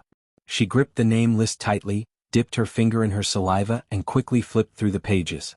When she reached the 7th person, who was also a candidate with the word Dian, she held a pen in her hand and quickly used the formula of the time of calamity. Then the 8th person, the 9th person. By the time the 10th person had finished counting all the people on the name list, the sky outside had turned from dark to dawn. Yushu finally stopped writing. She grabbed a thick stack of paper and examined the densely packed numbers on it. Her eyes were red from working too hard, and the corners of her mouth curled into an extremely excited smile. Haha, so that's how it is. There were a total of 32 people on the name list. There were 21 people who participated in the Dian examination, and 11 people who participated in the Imperial examination. On the day the results of the Dian examination were released, a total of 18 people met with the same unknown misfortune. They were all coincidentally Dian examinees, and there was only one person who had a known misfortune, and that person was a scholar who participated in the Imperial examination. However, among the 21 examinees, only 3 people had a smooth omen on the day the results were released. Yushu boldly hypothesized that if the same unknown misfortune, that caused 18 people to meet with the same unknown misfortune, referred to failing the Imperial examination, then the other 3 people who had no misfortune that day were most likely high school graduates. This conjecture made Yushu so excited that her face and ears turned red. She stood up and paced around the room. She hadn't slept all night, but she wasn't sleepy at all. If her conjecture was true, then her time of misfortune law would have a new use, and it could be used as a type of physiognomy. For a guest, was there anything more wonderful than this? Wonderful, wonderful. The more Yushu thought about it, the more she felt that it was possible. She couldn't contain her excitement, and only calmed down after drinking half a pot of tea. She couldn't wait for the day the results were released, so that she could verify whether her conjecture was right or not. Yushu's good mood continued until the day the results of the physiognomy course were released. She had drafted the name list and presented it to Lu Tan 2 days in advance. But she was afraid that it would be too disgraceful if it came true. So Yushu paid attention to it. She didn't write all 3 names on the list. Instead, she only chose one name to write at the forefront. Then she added 2 names to make up the number. What Yushu didn't know was that after Lu Tan received her name list, he had privately discussed it with Helan Cho. Coincidentally, he only kept the first person on her name list, along with the other 2 candidates who had a good background. After writing down the 3 people, he sent someone to exchange their name cards. The day before the results were released, the names were sealed and pasted in Cheongyu Tower, waiting to be revealed. On the 26th day of the 2nd month, Yushu was sent to the guest house by a horse carriage as usual, and sat in a sedan chair with Lu Tan to watch the twin suns gathering. It was just after dawn and the sun was completely red. As always, there was a sea of people on the spring river. Yushu sat in Cheongyu Tower, leisurely playing with a pink teacup, her eyes looking down at the arena below. Today was the day of the martial arts competition. The time for the results to be released had not yet arrived, so the 2 people currently fighting on the arena were the 2 martial artists who had won the previous competition. One used a whip and the other used a pair of hammers. It was a very interesting fight. Ninth brother, I heard that after you returned to the capital, Imperial Father assigned 2 bodyguards to you. They are both first-rate experts. How do they compare to the 2 people downstairs? The one speaking was 8th Prince Lu Du. He and Lu Tan were sitting next to each other. The people Imperial Father assigned are naturally good, Lu Tan said ambiguously. However, there was someone who did not let him go. Sitting a few seats away, Lu Yi did not know how he overheard their conversation. He suddenly sighed and raised his voice, saying, "This martial arts competition is getting more and more boring after watching it for a few days. Since Ninth Brother has experts by his side, why don't you ask them to go down and show us something new?" A cold light flashed through Lu Tan's eyes. How could the bodyguards assigned by the Imperial Father be entertainers? If he really did ask them to go down, wouldn't he be humiliating himself? With his mind clear, Lu Tan did not fall for the trick. He smiled at Lu Yi from afar, avoiding the topic and dwelling on the trivial. He said, 11th brother is still young and will inevitably find the twin suns gathering boring. It is normal for him to not be able to sit still. Since there are Chengkuan and Chengkuan, why don't you go down and take a stroll around and find something delicious to eat and play with? When Yushu heard this, she almost laughed out loud. Lu Tan was not much older than Lu Yi. Such a childlike way of talking, wasn't he secretly cursing Lu Yi for being ignorant and incompetent and purposely disgusting? She had been watching from the sidelines for the past few days in Cheongyu Lu and had become accustomed to the secret fights between the princes. It was common to see a battle of tongues and needles hidden in silk floss. As for Lu Tan, who was always being attacked, he never fell into a disadvantageous position.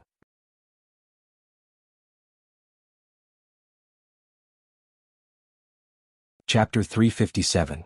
The second watch, there's still one watch ahead, don't miss it. Yushu's ears were quiet for a while. She looked up at the sun and saw that it was about time. Then she heard a bell ring from the top of the building. The 2 martial artists on the stage who had yet to decide a victor were asked to leave and the arena was cleared. A moment later, 2 imperial censors wearing black veils walked out from the bottom of the building. Behind them, they carried out a 4-chi-tall notice board and placed it horizontally on the stage. Yushu knew that the names on the notice board were the names that the princes had sent up. Now that it was revealed, when the Minister of Imperial Studies released the results, someone would make a copy of the list and compare it. Then the results would be clear. Someone at the side of the stage beat a gong and the surroundings quietened. An imperial censor came forward to remove the seal on the notice board and started to read Ning Wang's name list. Yushu perked up her ears to listen. There were 3 people in total.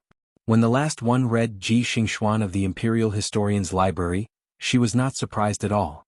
4th Miss Ji of the Yishu aristocratic family was most skilled in astrology and physiognomy. Yushu had heard of this before. Ji Xingxuan was truly talented. Otherwise, she would not have been able to coax Ning Wang into publicly bringing her to the Shuangyang gathering after her family fell. A few days ago, Yushu had received the name list from Lu Tan. Originally, she had found it strange that Ji Xingxuan's name was not among the candidates for the subject of physiognomy. After thinking about it, she understood. Ji Xingxuan was clearly Ning Wang's person. If Lu Tan chose her again, regardless of whether she passed or not, it would be putting gold on Ning Wang's face. Therefore she decided not to consider it. Following that, the imperial censor announced the names of Lu Du, Lu Tan, Lu Yi, and an unremarkable 12th Prince Lu Chan. Among the names, there were 2 or 3 that repeated each other, but they were not the same. For example, the Iku that Yushu had chosen with the surname Zhou was not chosen by anyone else.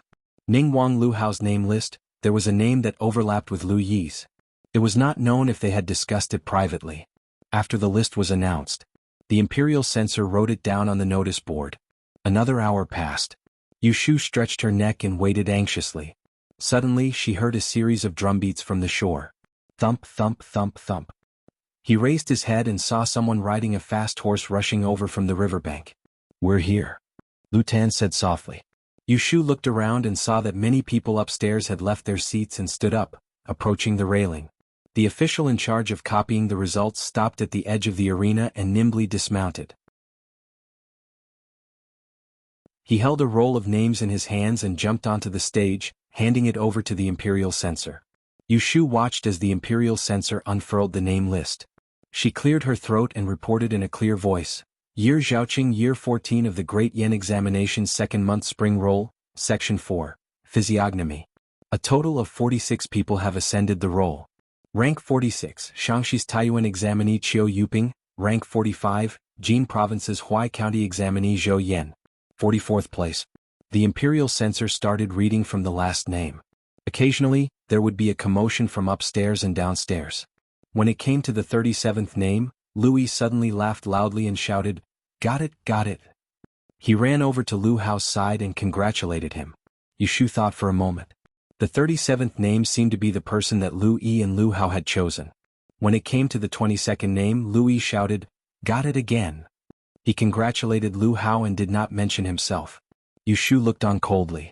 She glanced back at Lu Tan and saw that his expression was calm. It was as if he was not displeased that Lu Hao had chosen 2 people in a row. Following that, the imperial censor read out a long list of names. Upstairs was silent. Soon the top 10 names were announced. Yushu still had not heard the name of the examinee with the surname Zhou. This made her a little anxious. She was afraid that her hopes would be dashed and she would be happy for nothing. She could not help but stand up and walk to the railing to look down, wanting to listen more carefully.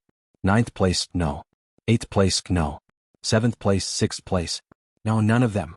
Just as Yushu was feeling vexed and disappointed as she returned to her seat, a melodious announcement came from downstairs. 3rd place, Huzhou's Lin and County, Zhou Jiming. Yushu stood there dumbfounded for a moment before she reacted. She could not contain the joy in her heart. She clenched her fist and shook it lightly. She said in a low voice, "Got it." When Lu Tan heard Yushu's shout, he was stunned for a moment. However, before they could rejoice, they heard a commotion from the other end of Cheongyu Tower. The commotion almost drowned out the imperial censor's announcement downstairs. 2nd place, Taisher Library, Ji Xingxuan. The smile that had not appeared on Lu Tan's face froze in an instant. He turned to look at Lu Hao, who was surrounded by a group of people. His left hand, which was hanging in his sleeve, slowly clenched into a fist. Alas, this Ji Xingxuan is only a few years old this year. She has already become a grade E master. At this age, she is also a woman. I'm afraid she has never done it before. She is the second. Hide one, hide one. No wonder 7th brother.